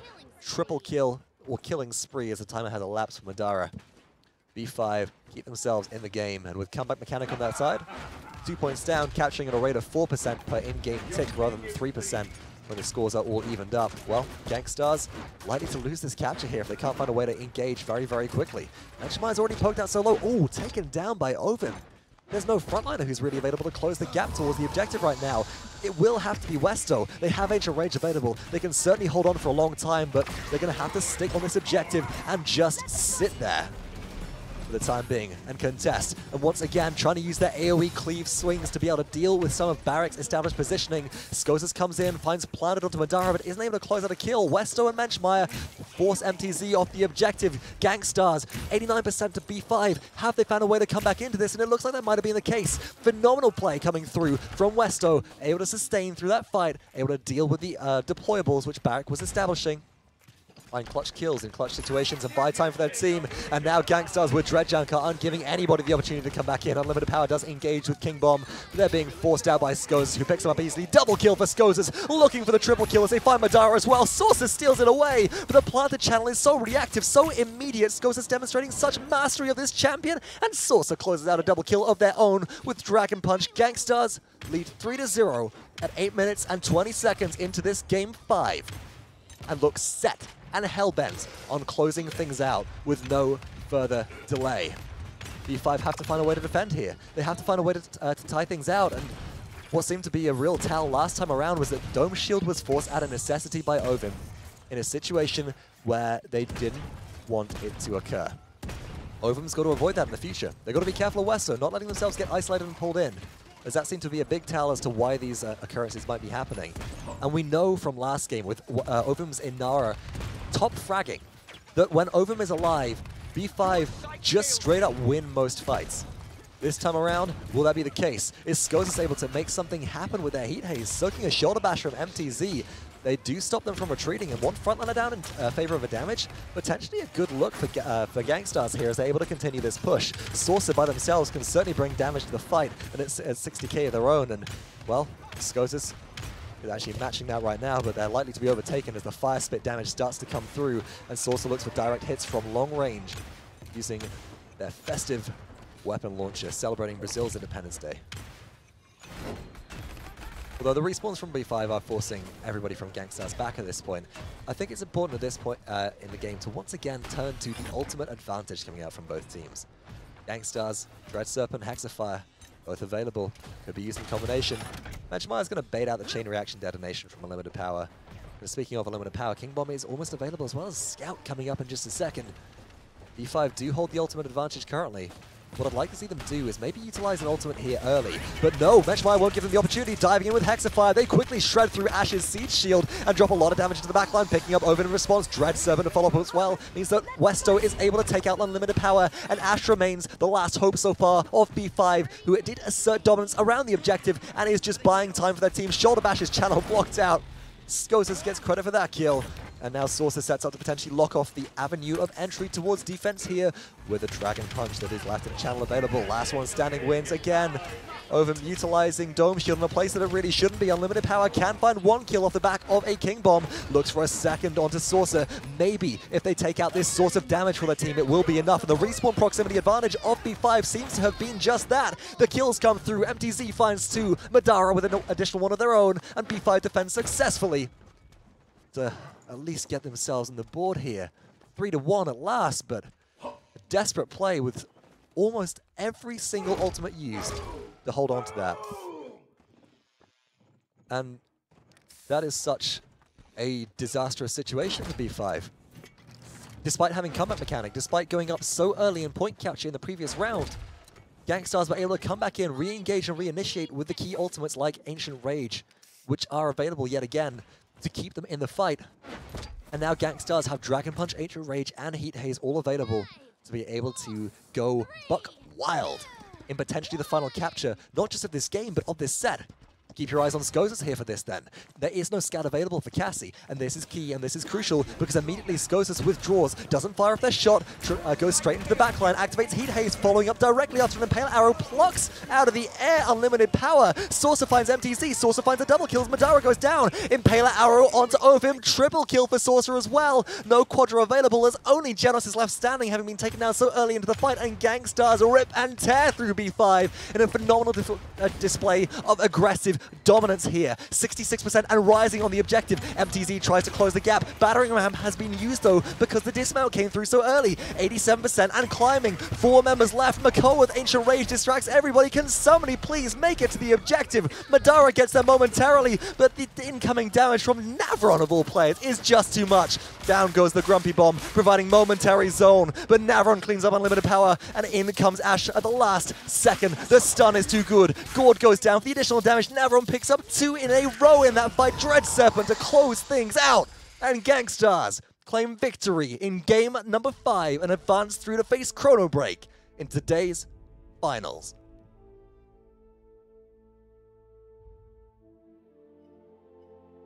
What a nail-biter of a game that was. But not nail-biting enough. As close as it may have been, champions, that was Gangstar's game to lose, and they were not going to let that one slip away from them. Players like Saucer pulling out double kills, triple kills throughout the duration. 17, 8, and 5 with 82,000 damage in that game. The second highest damage in-game, only falling short of unlimited power. He was running Chain Reaction Bomb King, to be fair, and fighting into a lot of frontliners that like to get up close and personal. But 17 kills, this Drogoz was allowed to go free. There was no true anti-air counter to them throughout the duration of this game. And Saucer, well, they just ran away with it. Saving grace did appear to maybe be unlimited power, maybe be MTZ in that last game as well on Ash. He was able to pick up quite a lot of kills. But the one performance which just seemed to strike me as lackluster from B5 during that game, I've got to call it out. It was Overmon Barrack. Did such a phenomenal job, a phenomenal performance in Game 1 on Serpent Beach.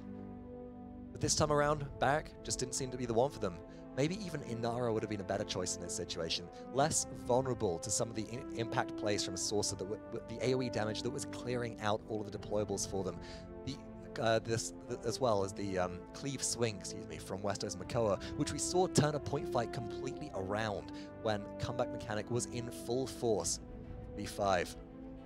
Regardless, I don't think this is a testament to B5 not playing well. I just think this is a testament to Gangstars playing absolutely phenomenally. And a well-deserved victory as they do advance through to the finals. 2 best-of-5 sets, folks, in the semi-finals, drawn out to their full 5 games today, and we're yet to see how things are going to end. So join us in just a moment, champions, for Chrono Break versus Gangstars, the last set of the day before the patch preview drops for OB60 right afterwards. This one is going to be one that you don't want to miss. Sparks are going to fly. We're going to have a 5-minute downtime whilst we do get set up for this upcoming set, so please do stay tuned. Let me know who you are rooting for in the realm in the meanwhile.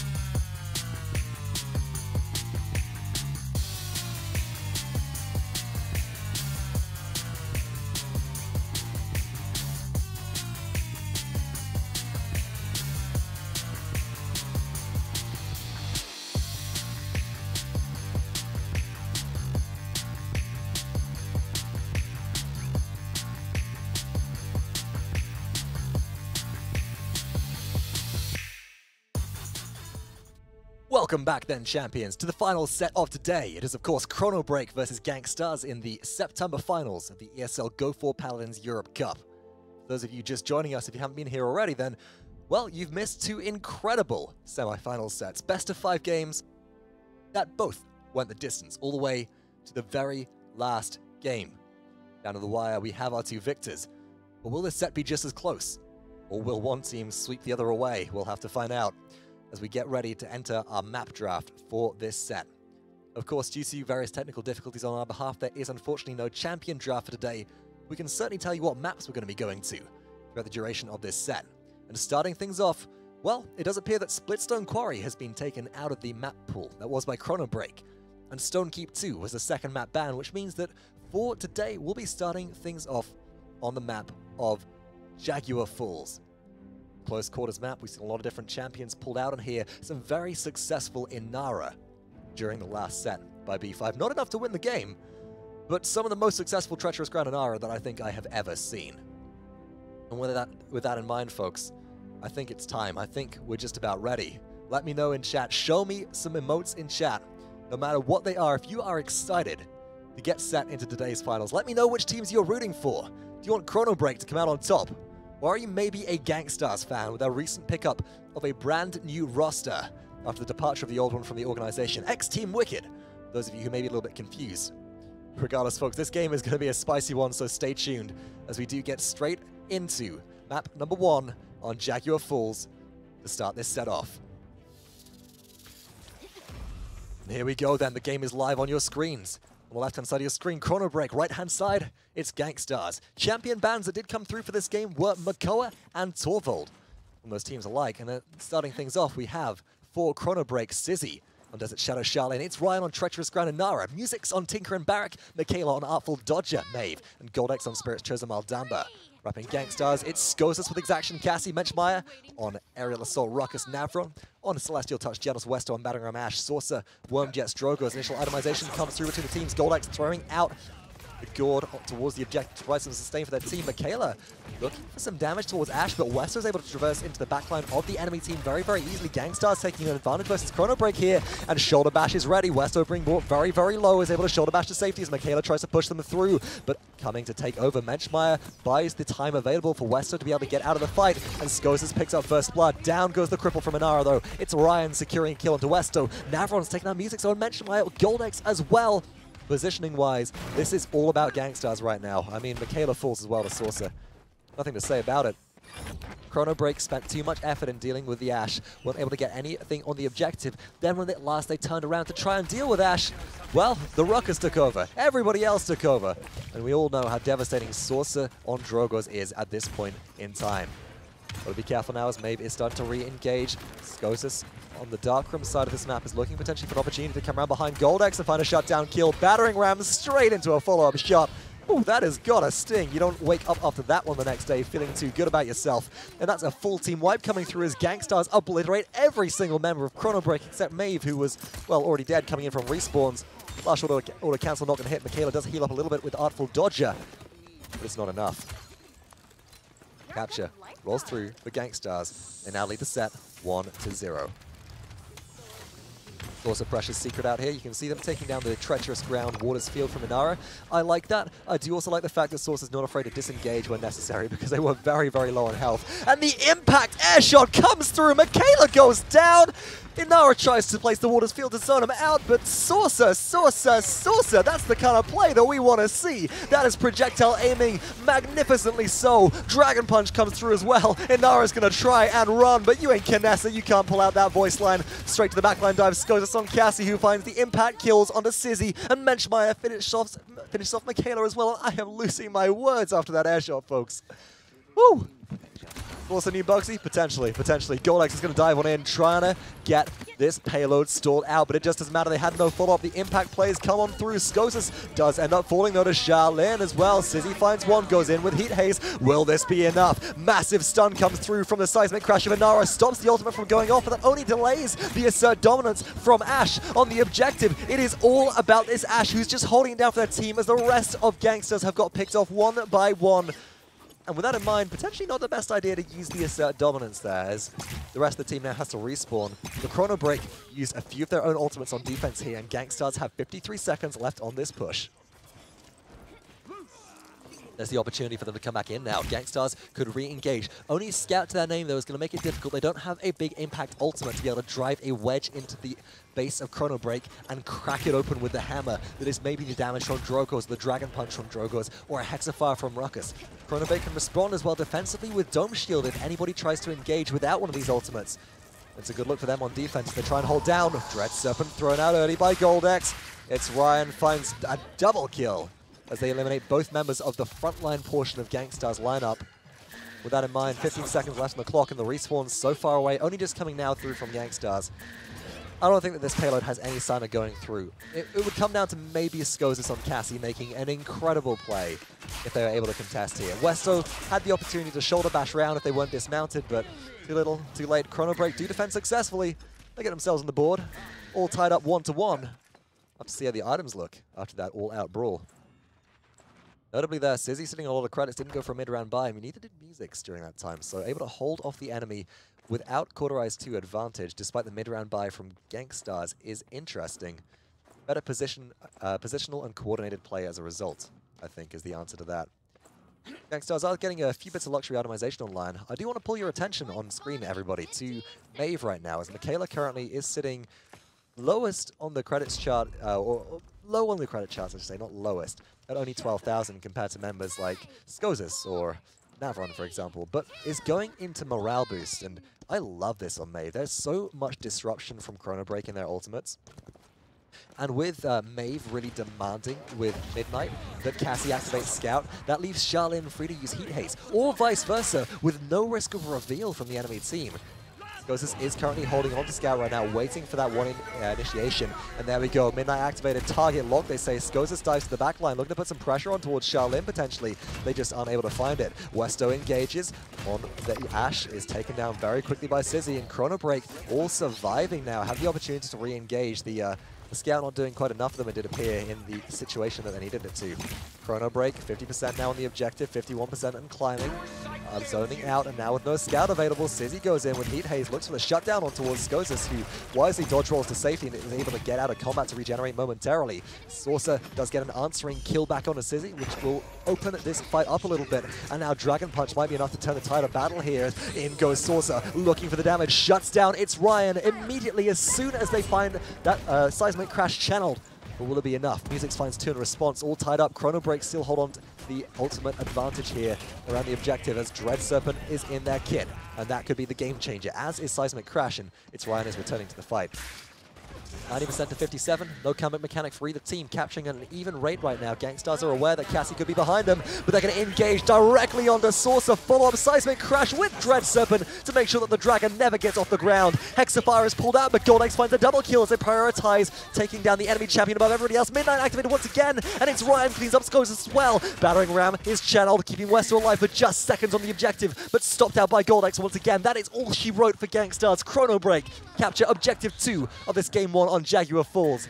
And my goodness, that coordination, that single target focus from Inara and Maldamba repeatedly is exactly what we want to see out of this team if we are able to have them go, maybe lead into a conversion here, maybe even lead into more. After that, Gangstars should be feeling like they're reeling. Goldex picks up Skozis, excuse me. Maldamba taking an easy kill as Cassie dodge rolls straight into their death. And Music still has Dome Shield available to them on Barrack. I love the utilization just there of Rocket Boots, making sure that the Bowling Ball mitigates the majority of that damage. Allows Goldex's Maldamba to focus on more players. Music is lining up a lot of shots, confirming so much damage with this Barrack when they do hit their shots. Shout out to the new Pirates Booty blunderbuss there. Will confess that I have forgotten the name, but I think the Pirates Booty fits as well as anything else. Hold that thought though, Gangstars on defense looking to disengage now actually, as Saucer after Dragon Punch is really thought it out. Nothing found out of that. Regenerates out of combat very quickly. Throws down Fire Spit and Salvo towards Music, who does end up dropping a Dome Shield and keeps himself alive momentarily. Sizzy takes down Skozas as well. Through time and space is enough to obliterate the Flamethrower turret in the Dome Shield, but it's too little too late. Navron wastes the ultimate. Around the back of this fight, there's nobody who's able to really defend as Sorcerer is forced out to an impasse by Michaela here. And on the objective, Chrono Break push it through as an impasse from Inara is enough to zone out Menschmeyer. 3-1 now in favor of Chrono Break. Gangstars are feeling the pressure. They managed to pull off a fantastic comeback in the previous set, but Chrono Break just simply got them beat here. Well, we'll have to find out. Between the two teams, no Cauterized 3s online for Gangstars just yet. Whereas Chrono Break, they do manage to have one at least on its Ryan. Its Ryan not having got into any defensive or utility items, maybe more fragile as Inara than they would otherwise like to be at this point, but able to apply Cauterize effectively, I think, is the more valuable element here. Musics, though. Master Riding 1, Cauterize 2, 16 streak for Barak. Barak, the stay-at-home dad, is, well, he's not stay-at-home anymore. He is out fragging. As we take a look at the damage charts, you can see that Barak is certainly sitting high up there, second overall right now, as Maeve turns off the lights for Chrono Break. Or for Gangsters, I should say, and Chrono Break look to engage. Shaolin dives into their Heat Haze as well. Looks for maybe some damage towards Ruckus. Navron could be a target of choice here as well if they have been spotted out. Ash, can we find the Impaler arrow? Was on cooldown, so no stun midair. And Skozas finds a triple kill. Looks for a quadra kill onto Michaela. No, who answers back just in enough time, but it's too little too late. Gangstars are in control of the objective. Phenomenal plays from everybody involved. But Chrono Break fell short in that situation. Gangstars kept their frontline alive. And Skozas being free enough to pick up a triple kill in that engagement, whew, that is a dangerous thing to do to let a Cassie player of that caliber get away with. And now it's Gangstars with the opportunity to equalize here. Menschmeyer, on the high ground advantage, has the opportunity to zone out by following every single major choke point or avenue of entry to this initial defense point. Spots a Maeve isolated on the edge of the map and looks for some damage. Michaela's going to be forced into a very precarious situation here if they can't retreat towards their team, and fortunately with enough damage does force Menschmeyer to disengage, which I like, but Menschmeyer sets up on the peripheral of the fight and is now in a very dangerous position of their own to maybe drop a Hexafire towards their opponents. Aerial assault in, it's Ryan, perishes immediately. Michaela answers back though, but will it be enough? Saucer tries to chase them down. Shaolin forced out as well as the Maeve. Down comes Salvo. Michaela obliterated for a killing spree to Saucer, and Fire Spit as well could be used to close out a double kill. As Saucer, no, just finds it with the impact as Sizzy withdraws into a position which they really shouldn't. The payload has broken the base of Chrono Break right now. Gangstars show no sign of slowing. Somebody from Chrono Break has to get out of base and be able to defend this, but we saw what happened in the first round when they did that 1-by-1. They've got to work coordinated here and able to do that. And that coordination might be possible under the eyes of Midnight, as Michaela has just activated that. Looking to chase down on the backline of this fight. Navron again, but is forced to disengage. And now being crippled in the air is immediately prioritized, with Saucer getting credit for that kill yet again. 1 minute and 11 seconds left on this payload, pushed 95% of the way through to completion. Gangstars hold themselves poised to tie this game up 3-3 and maybe find a victory if they can do so. Chrono Break, they've got to hold them at arm's length if they don't want to let this one go through, but look at the ultimates which are available for this. Only Scout available so far. Dragon Punch about to come up for Gangstars, with through time and space being so unreliable, but notably could be used again as point break on Barak to destroy the Flamethrower turret in the middle of their Dome Shield if necessary. Inara has already activated Seismic Crash, finding no kills off the back of that. It's Ryan is in a lot of trouble now, being forced to the peripheral of this fight. Sizzy does take down Menschmeyer. This one could be brought to an impasse, but Chrono Break are being forced back as well as the damage keeps on coming through from Cassie. Fortunately for them, E6 is able to hold secret. Skozas is not able to traverse to the high ground here.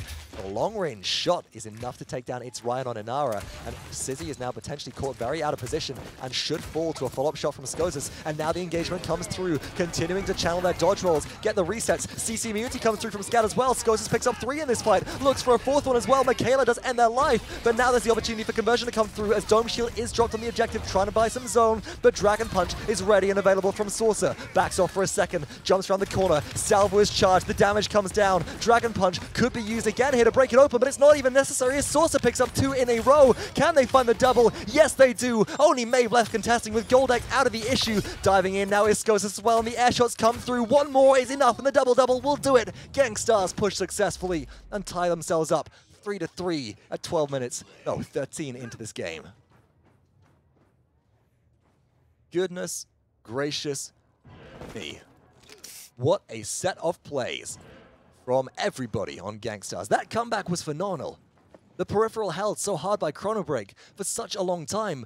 All it took was Skosis on Cassie to be able to push that one through. And now we can see on the itemization charts that late game itemization is in full effect, folks. It's 3-3. This is as close as it gets for game number 1. We'll have to see if it stays that way, as of course, we do have our players getting ready to engage for the last round. There's not much defensive itemization online on Chrono Break, though, and that's what I fear right now. With how effective Skosis has been, I'd like to see some Havens coming through, potentially. Maybe even a Blast Shield to be able to deal with Saucer. That just isn't the case, but Dragon Punch will be channeled here. Going in deep is Saucer, looks for the damage, finds Inara, easy kill. Immobile Inara gets shut down, and now on the outside of this map, Skosis is hunting for blood, as Michaela has been identified. Saucer has picked up a double kill. Skosis looks for it and finds the shot into Michaela. Scored too little too late from Goldex, chasing them down with the dodge roll resets. Saucer gets credit for that kill with a Fire Spit combo. Dismounts with Salvo, and Gangstars, they hold this game in the palm of their hands. 78%, 81 and rising. Musics and It's Ryan are all that are left to try and engage and put this payload into overtime. Hexafire is utilized by Ruckus right now, turns back on. Michaela does manage to get the resets to put this into overtime. Chrono Break, can they hold on? Saucer finds a double kill though, and they say no, they deny the opportunity. Goldex uses their Dread Serpent momentarily to buy time for their team, but with respawns being too far away and the dismount is just too good, overtime ticks down and Gangstars claim victory in game number 1.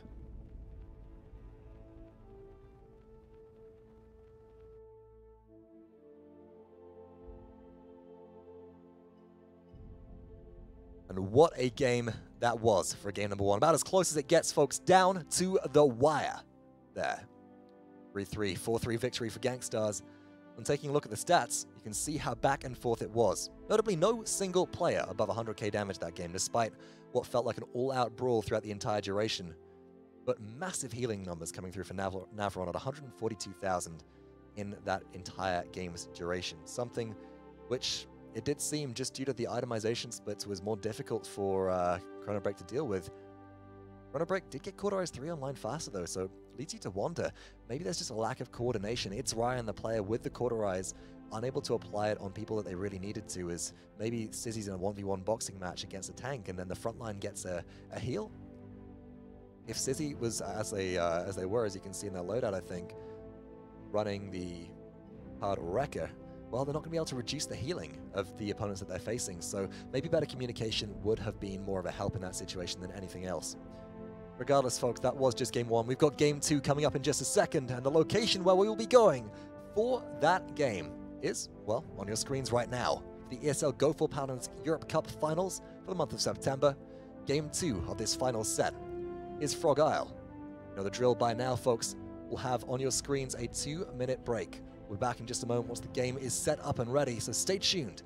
After Gangstars took a narrow victory in game number 1 with a commanding lead on the final capture point, who do you think is going to come ahead and pull out ahead in game number 2 on the map of Frog Isle? Let me know.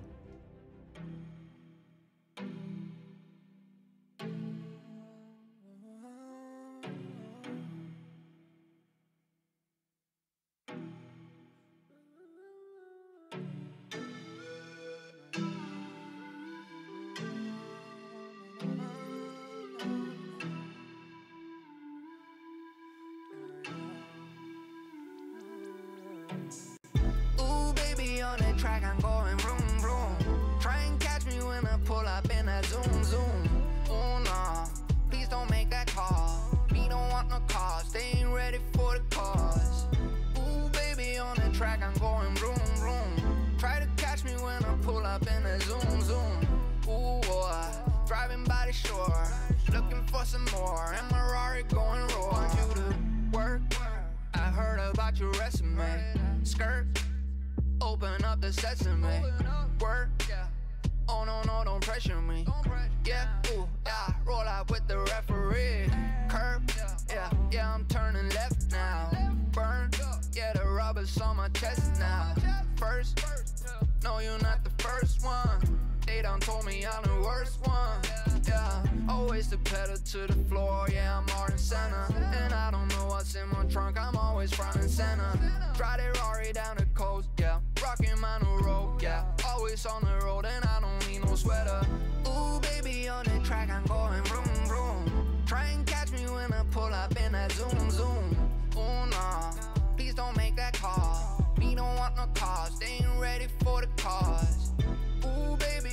track, I'm going vroom, vroom.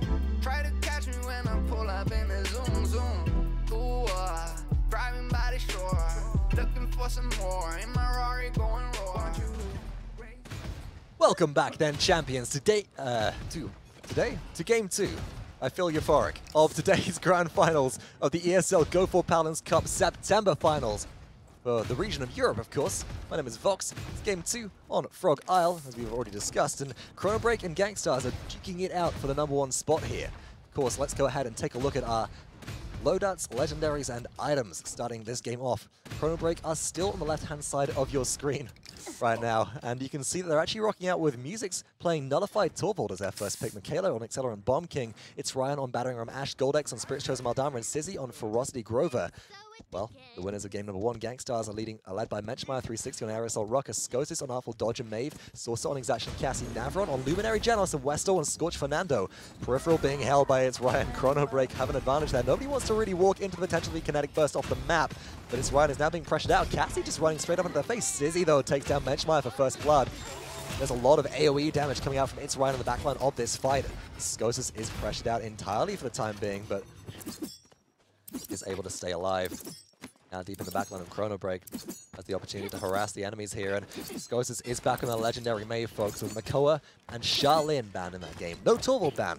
It's been a pretty consistent thing throughout most of this set previously. And that flick from Scotus on a projectile-based champion, not wanting to use until they absolutely have to. They'll reset as well of cooldowns from 9 lives. Still ends up perishing in the end. Also then will take to the peripheral. Very, very far back towards the enemy. Doesn't find the dodge roll reset, in a lot of trouble here. Doesn't have Somersault to keep them alive again. And we do see on the objective, Chrono Break starting to make some way back in. 45% to Gangstars, 39% to Chrono Break. Being poked out heavily around the corner. Taken down by an axe from Sizzy. 1 kill goes the way of CB as they look for more. Ferocity Grover is certainly not a champion that you want to necessarily cause a ruckus with right here. Sizzy is currently sitting on a 6 streak for Grover. Has the opportunity to convert that to more as the rest of Chrono Break start to swarm and overwhelm. Gangstars here, zoning out all the respawns coming through. Michaela takes down Scotus. Michaela is either a soft drink or some sort of pure, bizarre amalgamation of Michaela and Scotus, but regardless, zone is good. Enemies trapped in base. Vox is caveman. I'll handle this as it's Ryan, though, and they certainly do as they go into assert dominance on the front of this objective. Diving in now as well. I love this, is Sizzy making sure that they catch their Ashe, who was at next to no health with Whirlwind, and are able to get in, get out, keep them all healed up. Should be dropping to the low ground now, doesn't want to be caught by Maven Midnight. And Scotus is certainly looking for them, but will they be able to find the kill? Oh no, round from the side, Chrono Break. Musix finds the double kill off the back of a perfect Torvald Hyper Beam, and now just sets up to bombard Westo and bombard Saucer with onslaught of damage. Payload able to move once again. 1 minute and 40 seconds left on this push. Chrono Break are set up to slowly but surely push this one through. Through time and space finds, unsurprisingly, absolutely nothing there, as it was using a load of targets which weren't CC'd. The damage couldn't be reliably confirmed. And now we're seeing Maeve dive deep into the backline, but the consistent tracking of Music's on Torvald is really, really impressive, and just ends up shutting down everybody. Now Nullify is on cooldown currently, no shield available. It should mean that Menschmeyer gets an easy kill here, but no, Music's is able to juke around and actually gets the kill in combination with Goldex around the outside of that fight, staying alive. My goodness, and now back up to full health. Music's is doing work for Chrono Break right here, and they show no sign of slowing down. Dread Serpent used in the air, catches Scotus, and Sizzy shuts them down. Now, the tree, on the tree right now, I think, is that tree cosplay? But something like that. Sizzy is making things happen with their team. Quick burst heal from Whirlwind. For the second time in this fight comes through. Brings everybody back up to full, and Sizzy's able to find a safety, finding the edge. Shut down kill on a Sorcerer as well. Misses the crippling throw on a Maeve, but it just doesn't matter as Goldex has that number, and Chrono Break pushed successfully to push things to 2-0 in 4 minutes and 30 seconds. That is the Chrono Break that we were missing in game #1.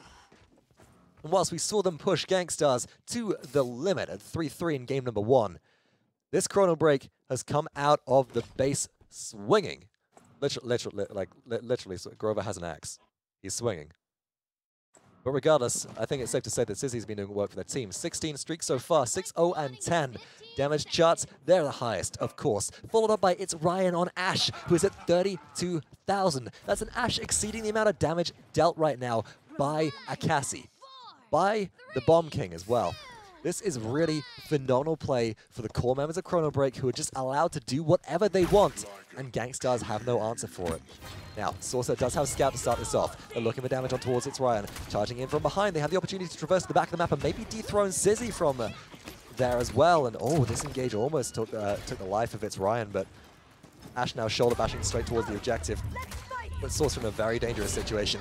Assert dominance on the high ground. It's Ryan sticks onto the peripheral there. They don't drop onto the objective. That would be bad, as It's Ryan would be out of the region of their assert dominance in that situation and able to take damage. So with the damage immunity still stacked up, It's Ryan is able to stay alive, dives straight to the back line, and now looks for damage onto Maeve as well. The resets from 9 lives come through on a Maeve. Siege Shield is thrown out as there are a few seconds left potentially on this cooldown for them, but oh no. Off the map, Musics finds the Hyper Beam yet again. Double kill to them. Michaela cleans up another one in the middle. Shoulder bash should be oh, just narrowly missing the Fernando, but Goldex gets him anyway. Enough to take down Westo. Chrono Break fully wipe the floor with their enemies. And that is enough to turn the tide. Chrono Break capture for the second time in a row. It is 3-0 versus Gangstars. And it couldn't be any further from the performance we saw in game number 1. As we've said, champions, this is the Chrono Break we were waiting to see. This is the Ashe play that we were waiting to see. The unmitigated Grover on the 17 streak that we were, bless up to the Church of Grover, waiting to see, as before his mighty bows, everybody will fall. But can Gangstars find a way to stay in this game and hold on? Beautiful disengage from It's Ryan. Still ends up falling to Menschmeyer as the rockets around the corner do take him out, but nice heal up from Sizzy is enough to at least get Sizzy some extra credits in pockets and allow them to relocate to the back of the map, where they can consistently deal more damage with ferocity here. Ooh, this one is going to be a close one. Gangstars, though, have seemed to find a way to be able to stabilize on this push, which is good for the time being. They need to hold their opponents at bay. They need to hold them at arm's length. First Maldamba initiates with Dread Serpent and Sizzy finds Menschmeyer swiftly going into Whirlwind afterwards. They're able to drop out of Cauterize range to heal back up very quickly. That should be an easy set of kills as Skoses falls as well to Michaela. Also finds one in response. Cassie needs to be the saving grace for their team here right now, as this conversion does mean game Grover. Well, Gangstars and Chrono Break evening up the set 1-1. Long-range damage from Saucer just simply can't be applied, though. There's too much lock-off coming in from Chrono Break. Somebody's got to make a play. Will it potentially be It's Ryan? They're engaging now on the back of Midnight as well. Massive damage comes through, and Skoses finds one. Hexafire as well from Menschmeyer is enough to now Skoses to get a double kill right here, and It's Ryan on the objective. Well, they're trying to defend, but doesn't matter, as Skoses has already eliminated 3 of their teammates, solo and alone for the time being. Disengaging as Torvald is chunking their health down. Has to be careful as they're not currently receiving any health from Genos, but will be doing so shortly and able to prowl back to safety. Skoses can regenerate and reset with 38 seconds left on the clock. Opportunity to re-engage is coming through. Chrono Break. And maybe look for an initial kill here if they can find a stun setup, and Westo was actually stunned out by Michaela's Grumpy Bomb. But no real follow-up was found, and Westo can now just continue to pressure his opponents with a Fireball. And we know that Michaela stacking up on their opponents makes them quick and easy work for Westo. So ends their life, sends them straight back to base. 10 seconds left on this payload push. Torvald being forced to retreat. It's Ryan getting out of there as Skoses body blocks their shoulder bash and says, no, no, no, no. Gangstars look like they might have the opportunity to defend against all odds here in a situation which was heavily favoring Chrono Break throughout the duration of this game so far. And they do successfully. Gangstars on the board at last. 3-1. Not close to tied up yet, but comeback mechanic in hand. They might have an opportunity and a way back in. 28 seconds left until the round begins. Chrono Break are sitting on 3 Cauterized 3s. And 1 Wrecker 3 from Michaela. So they have the offensive itemization really required to break down the opposition if necessary. Gangstars, well, they're yet to get a Cauterized 3 online, but as we saw in the last round, that might not be the make or break for this squad, because they do have a lot of burst damage available for them when they coordinate their ultimates appropriately. And Skoses seems to be able to make short work of both Grover and Maldamba, regardless of the amount of healing coming out. No, instead, these teams are going heavily into resilience right now, recognizing that Torvald has been a bit of an issue for them previously. Music's having thrown 2 members off now twice the map. It appears that they want the resilience to ensure that there just isn't that kill potential coming through yet again. Chrono Break, though, are now being forced back as the onslaught comes through. Maven Midnight dives straight for City on the back of the map. Artful Dodge reset comes through, and oh, Skosis gets one kill. Can they find another one? Double kill for Skosis as they get sent flying off the map, 7 in a row, and at last they perish. But what a play from Skosis, knowing the trajectory and arc of those daggers so perfectly to be able to close the gap and get the kill. Comeback mechanic in hand for Gangstars. So much aggressive pressure coming off the back of the Midnight ultimate that was used to kick things off. Easy capture. Gangstars evening the gap. 2-3. Now, this time around, they have the opportunity to convert. I just want to see more Mave play like that. There's a reason why we call Skosis one of the best Maves in Europe and maybe the best Mave player in the world right now. Unlimited Power gave him a bit of a run for their money earlier in the sets. Whilst of course not facing them, we definitely saw some challenge at least be exhibited, but still. I'd love to have these players in a 1v1, Mave versus Mave, to see who comes out on top. Gangstars now surging forwards though, looking for conversion of forcing their entire opposition back into their base. Look for Wetzo's positioning, trying to land a jump fireball towards their opponents just to make sure that they catch a face full of damage before being allowed anywhere near the objective. Should be forced to throw out another fireball before flicking their shield up in this situation as they are in a lot of trouble, and masterful use of the 180 flick, dash, and the 180 back again to allow them to effectively dash backwards and keep their shield maintained in the direction of the enemies to ensure that Cauterize can be applied. The real story now, once again, is Skosis. Can they stay alive throughout the duration of this fight? Able to regenerate now thanks to Walk It Off in their loadout. They look for damage towards Michaela, who was actually caught coming immune out of spawn there.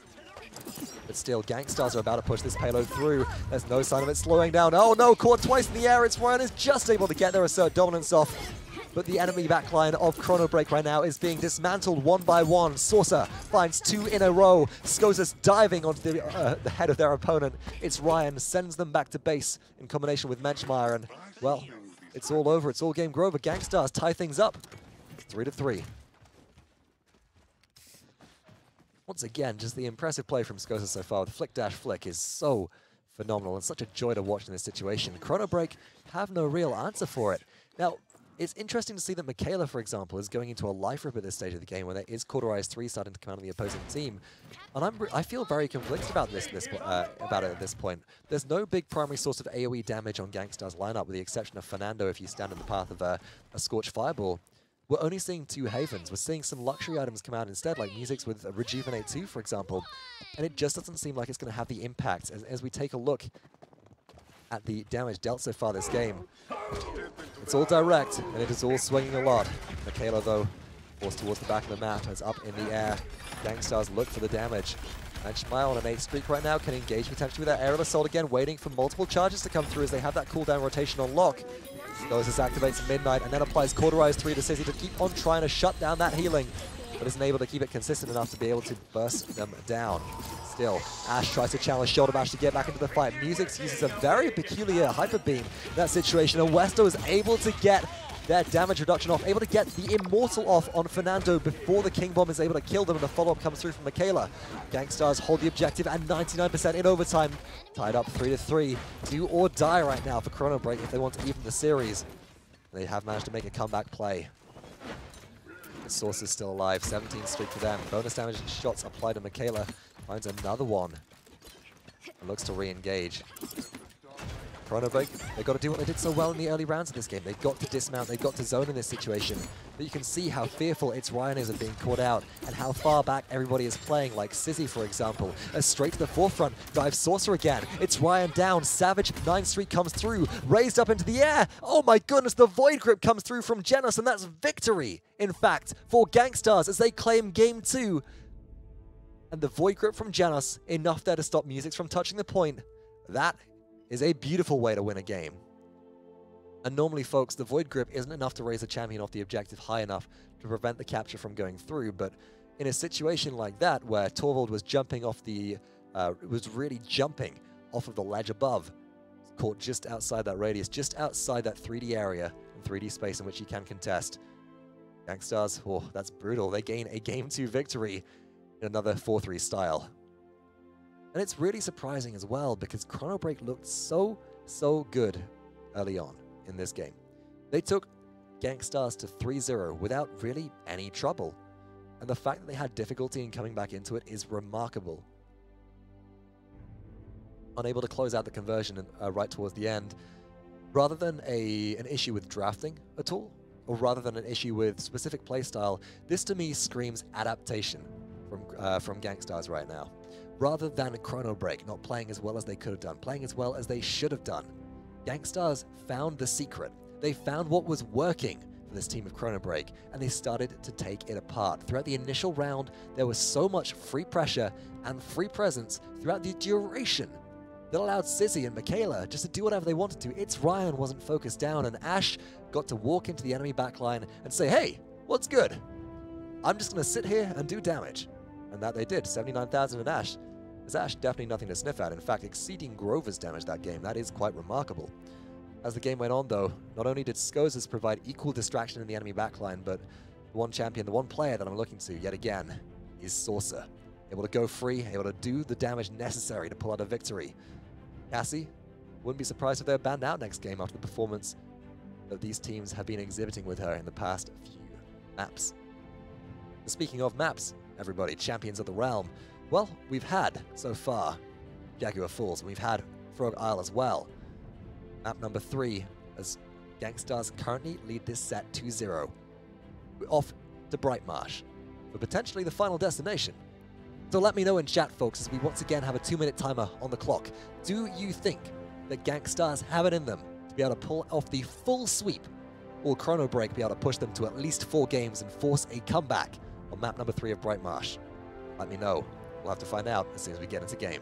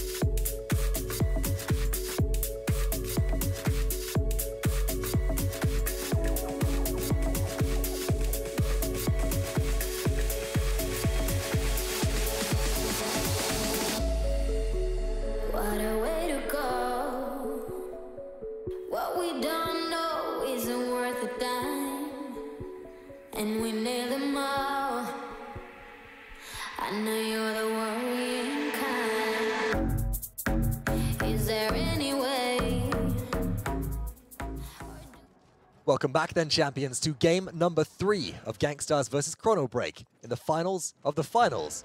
I should say September finals of the ESL Go4Paladins Europe Cup. Top 8 teams via seeding for the month of September were invited, and we're left with just 2. And potentially, we're watching the final game between these 2 teams. Of course, Gangstars are currently sitting 2 up versus Chrono Break, who are yet to get themselves on the board.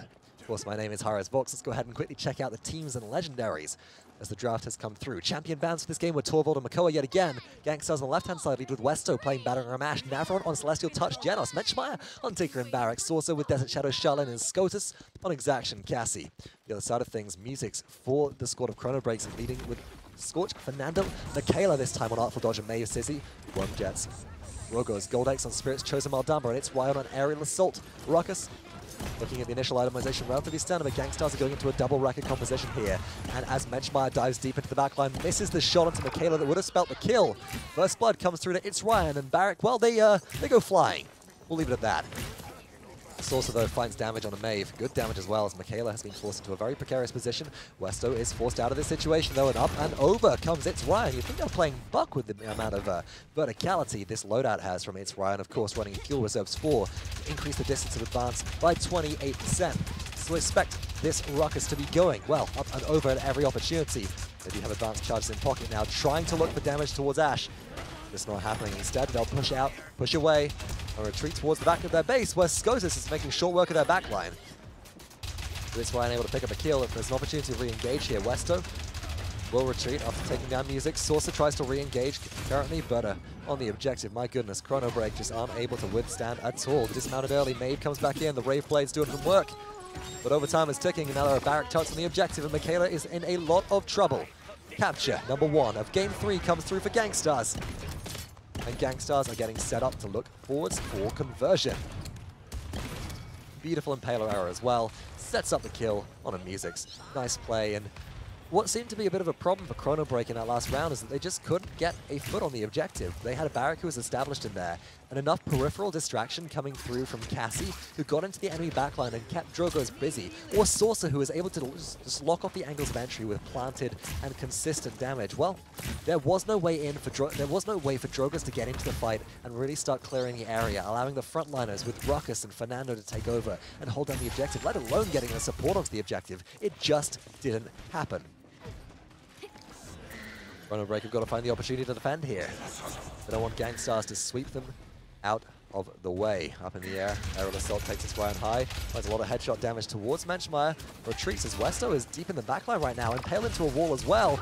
Westo has no fear, asserts dominance, provides a force of distraction for the team. Oh no, Goldex steps out the way of the Immortal, and nobody seems to notice that Westo is just free-firing behind them. Saucer picks up 2 quick kills, looks for a third in Heat Haze as Sissy is missed a couple of times, but double kill still comes through. Impaler arrow, triple kill for Saucer. Will they find the quadra kill? Void Grip comes through and Navron steals it away, but Gangstars rinse Chrono Break entirely. You'd think they were a mop and bucket at this point, because they are wiping the floor with their opposition. Chrono Break have no leg left to stand on. 2-0 in under 4 minutes. Gangstars, they're not here to play anymore. They're here to fight.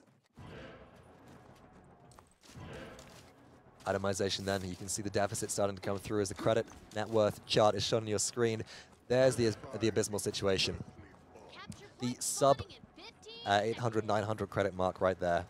4 Maeve, 4 Drogos, can't get the tier 2 offensive itemization online, can't get the Wrecker online that they need to. Michaela can't get the Cauterize online, which enables them to duel and box in a 1v1 situation against players like Skozis, who's running Cassie of all champions. You need the anti-heal online as fast as possible to be able to do so.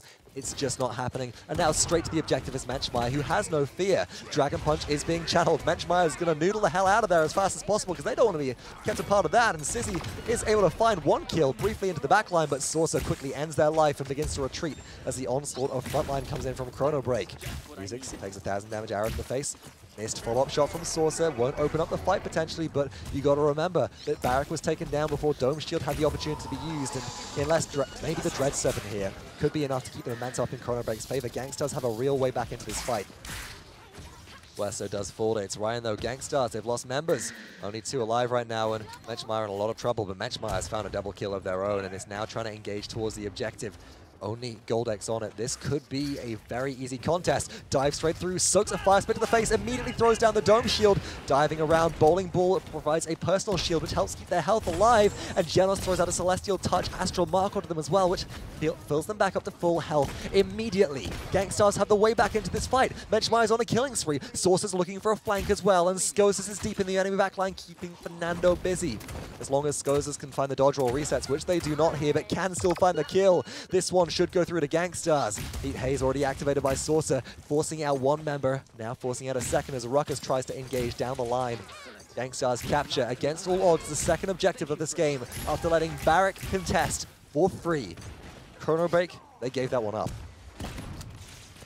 And that's got to be a bit of a hit to morale as well. You got to remember, everybody, that when you're playing in a team situation like this and you just let things like this happen when they weren't necessary, when you don't keep an eye on the Barrack, they just got a double kill on your backline, or as your front line was pushing into their backline, and let them onto the objective. you're just giving away opportunities.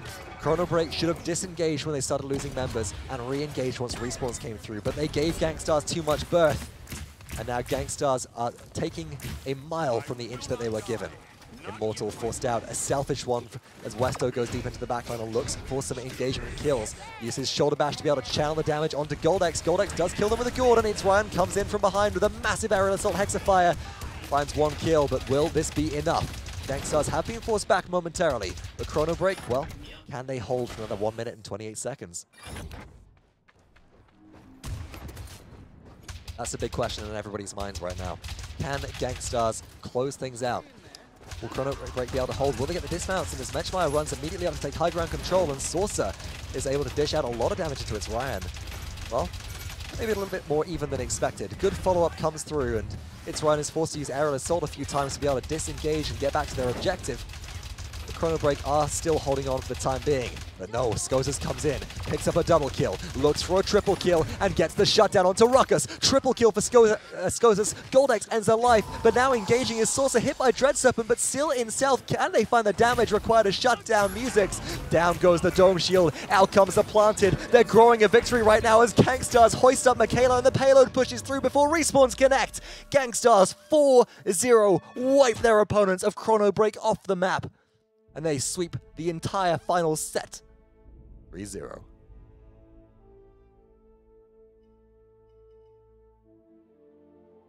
And there you have it, folks. There's the end of the game. There's the end of the set, and there is the end of this month's monthly finals for the ESL Go4Paladins Europe Cup. There can only be one victor, but after two such close sets of semi-finals, I think that everybody expected more. That seemed anticlimactic at the end. But as we remarked in game number 2, this isn't how Chrono Break is playing. No, this is how Gangstars are adapting. And adapt well they have done. This time, yes, maybe it came down to draft as well. The draft for Chrono Break is questionable. They had a good line, but something was just lacking. Maybe it was a reliable source of long-distance damage. Maybe it was the inability to play into Cassie and Charlene quite as well as they maybe should have been able to. Not entirely sure. I think that's up to the players to really dismantle. One thing is for sure though, Sorcerer at 64,000 damage, 9, 3, and 8. Definitely needed some sort of answer to be able to deal with them. Still, folks, this does bring the ESL Go4Paladins Europe Cup for the month of September to a close. We want to say a big congratulations to Gangstars, who, as we have just mentioned, have taken the overall first place in this set, in this series, and in the tournament. If you're interested in getting involved with ESL Go4Paladins, then you can check out esl.pm/Paladins ESL. It is your one-stop resource for all things, well, ESL Paladins. If you're from the European or CIS regions and you want to get involved with an open bracket tournament, and you're already signed up to the Paladins Global Series, then this might just be the one for you. And if you're not already, and you are interested in playing more competitive Paladins, regardless of what region in the world you're from, make sure you check out the Paladins Global Series by checking out facebook.com/PaladinsGame, where we post regular links and host the broadcast for this series, as well as paladinsworld.com, where you can find articles with all the details involved about how to sign up. Now, I know that a lot of people are excited for the patch preview, which will be coming up next after this broadcast ends, folks, in just about exactly 50 minutes. So certainly stay tuned for that. We'll have the patch preview waiting room going up momentarily, I'm sure. But I do just want to talk to you about something very briefly, which some of you may be interested in. You might have heard rumor of a certain thing announced within the last couple of days, with the final dates announced, I should say, called the Paladins Premier League. We have 10 WESA organizations involved in a fantastic league set up that if you have VIP points and you can access that, or even if you don't, actually, I think you can vote on the match's results in-game in Paladins, similar to the season ticket, which we have active in Smite. Introducing these teams and introducing when you'll be able to catch these matches and where live for the first time this coming weekend. I'd like to hand things across to my co-commentator and partner in crime, who has unfortunately been absent from the ESL Go4Paladins Cup for quite some time. None other than Evan Rainday Rayner. Take it away, buddy. Hello, ladies and gentlemen. My name's Evan Rainday Rayner with High Res Studios, and today I'm bringing you some more exciting news on the Paladins Premier League.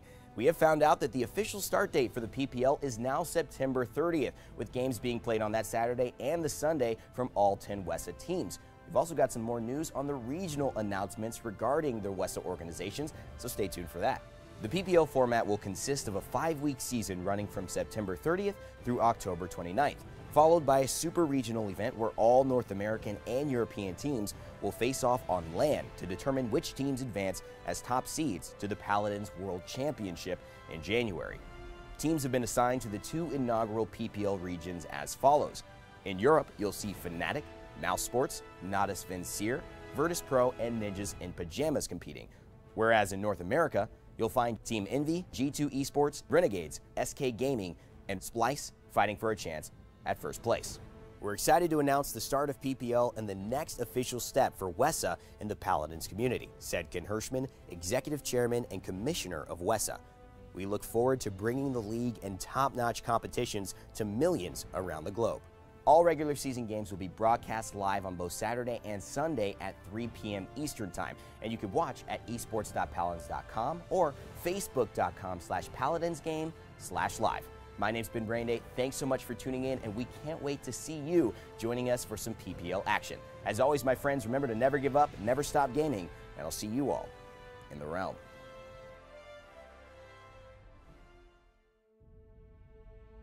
And there you have it, champions. Not only does that bring us to the end of the ESL Go4Paladins Cup in maybe just enough time to be able to have the PPL begin tomorrow, patch preview will be starting shortly.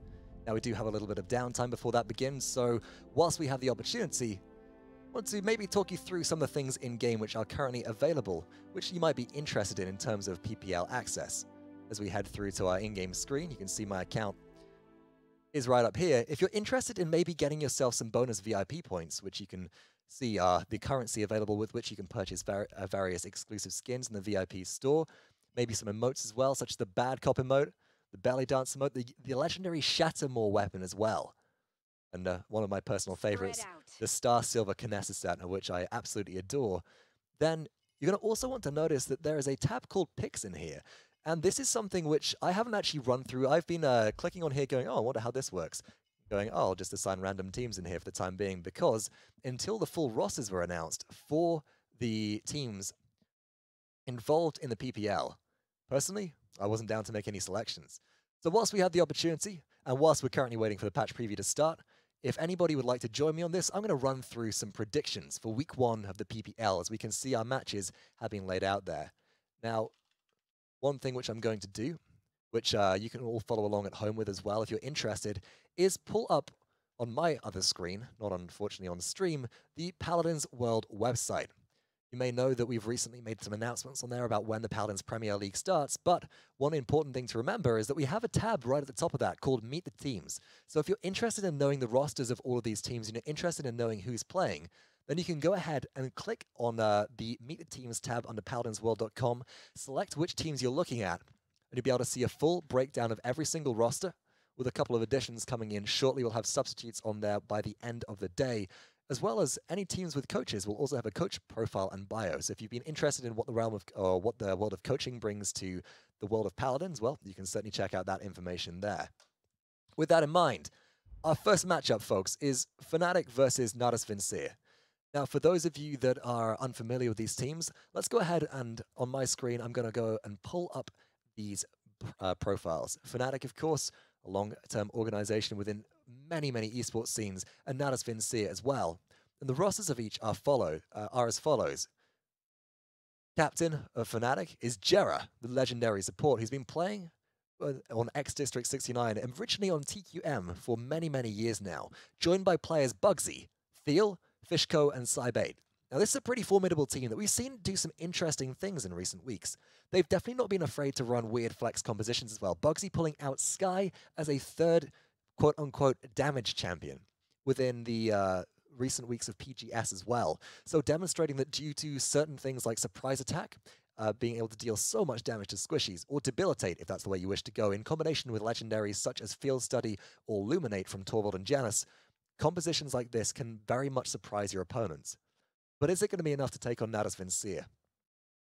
The record of this team is pretty remarkable. Cybate and Fishko as well, recent additions to the team, are certainly players to be, well, not ones that you want to underestimate, but Natus Vincere have a few of those on their end as well. Led by the captain unbelievable, Kevin Rahu, who is a frontline and flex player for their team. They have a roster fleshed out by Spunky, the legendary support player from the winning team at the time, Burrito Esports, who took HRX, renowned for and has a reputation for being at the time the best support player in the world. Joined also by creatives to Phoenix and Mutsu, who's changed their name recently from Mudasina just to Mutsu in Paladins. There's a lot to be said about this roster. Playing under originally WASD Sports, recently been picked up by Navi, they got a lot going for them as well. They have a great deal of cohesion this with players such as Unbelievable and Spunky been playing for a long time, and some untapped talent. The situation which becomes more interesting is the amount of LAN experience which both these teams have.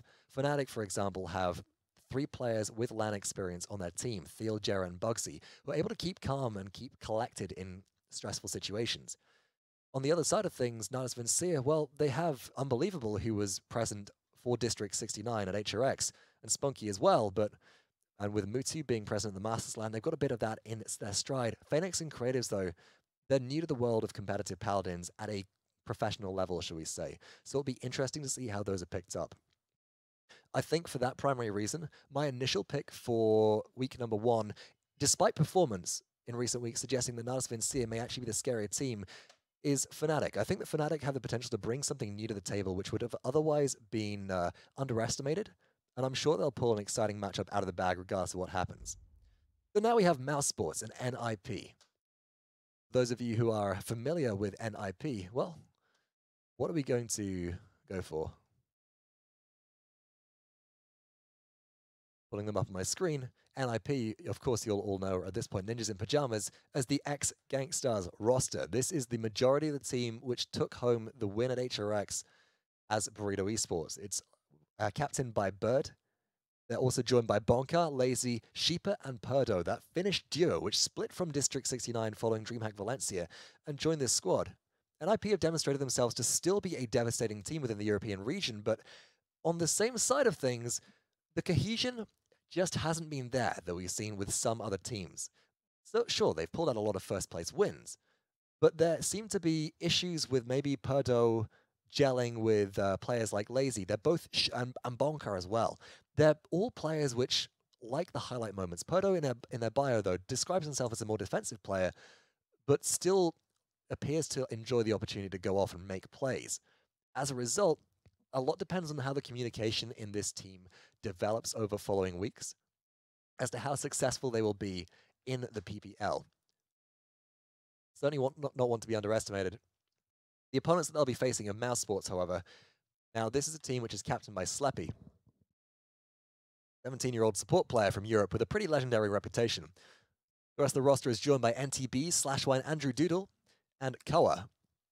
There's a lot to be said about this team as well, but I'm going to be completely honest here. The amount of experience that NIP has compared to the amount of experience that Mouse Sports has, whilst Mouse Sports does demonstrate a lot of potential in the PPL and has the opportunity to go the distance versus some teams, I think that NIP personally has got this one in the bag, just based on the amount of high-level competitive experience these players have, as well as a good track record. Coming back in, an interesting one again, Natus Vincia versus Virtus Pro.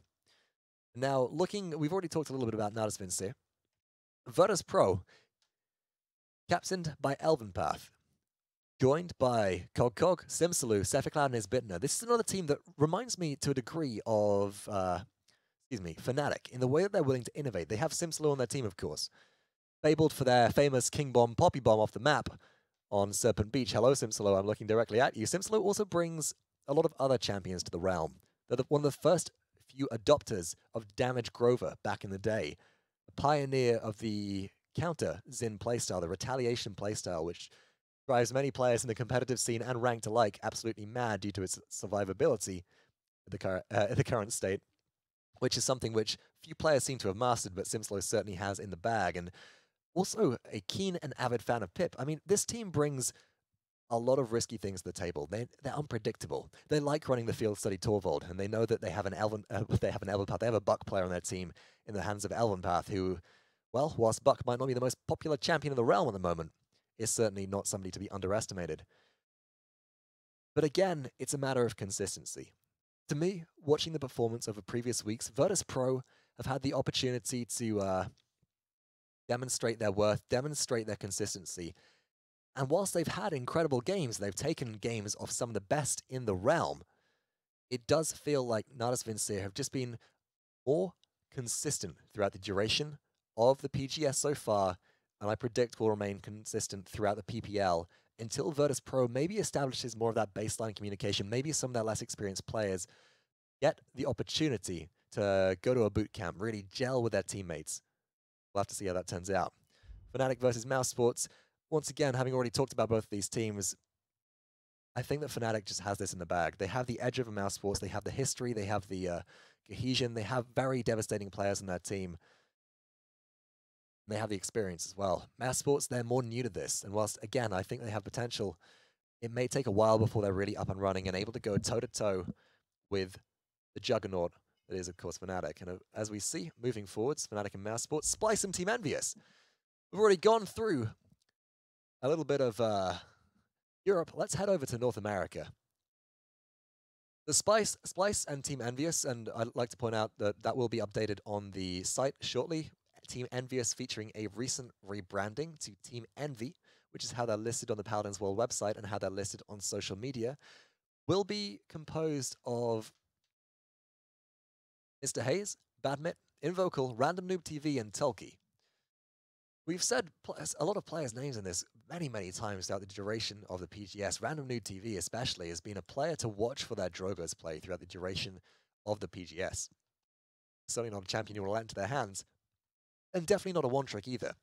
They are joined by Invocal, who at the age of 14 is one of the least experienced players and the youngest player in the league, if I'm not mistaken. And that does raise a few different questions as to whether they'll have the in-game and personal life experience to be able to handle pressure situations. But the interesting thing about Team Envious is that, to my knowledge, they are currently the only team to feature a full-time coach in their roster. And that is critical here, because in a situation where you may find a player who is more inexperienced, maybe the calming approach of a coach who isn't heard in in-game comms, but can provide players with the tools to better facilitate their own in-game decisions, is going to give them the edge over Splice. And the edge over many teams as well, as we did actually see Team Envy take down G2 Esports, not mistaken, in the NAPGS in the semi-finals one week, and go ahead to win Phase 2 overall. And with that in mind, taking a look through Splice, well, they got some familiar names in here. Rovanik, El Zulu, Amos, Envy. That's going to get confusing with Team Envy as well. And Killer Umbrellas in the team. Whilst Splice has a roster full of players who can innovate, and are often unpredictable, hello Rovanik, hello Bomb King, I think that with the recent performance of Envy in the PGS, I am going to have to give this one hands down to them. Moving forwards as well, we have G2 Esports versus SK Gaming.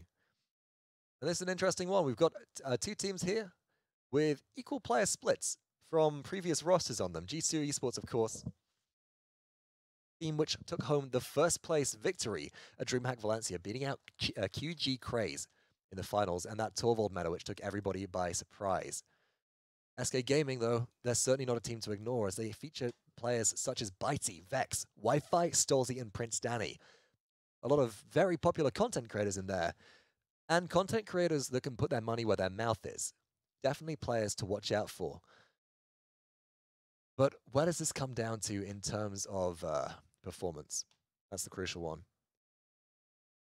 Again, based on the previous LAN performance at DreamHack Valencia and PGS performance up until recent weeks, where teams like Envy have really started to show that the North American region may not be as one-sided as initially thought.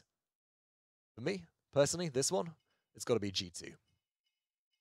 Moving on, Envious versus Renegades. Having already talked about Envious, let's talk about Renegades now.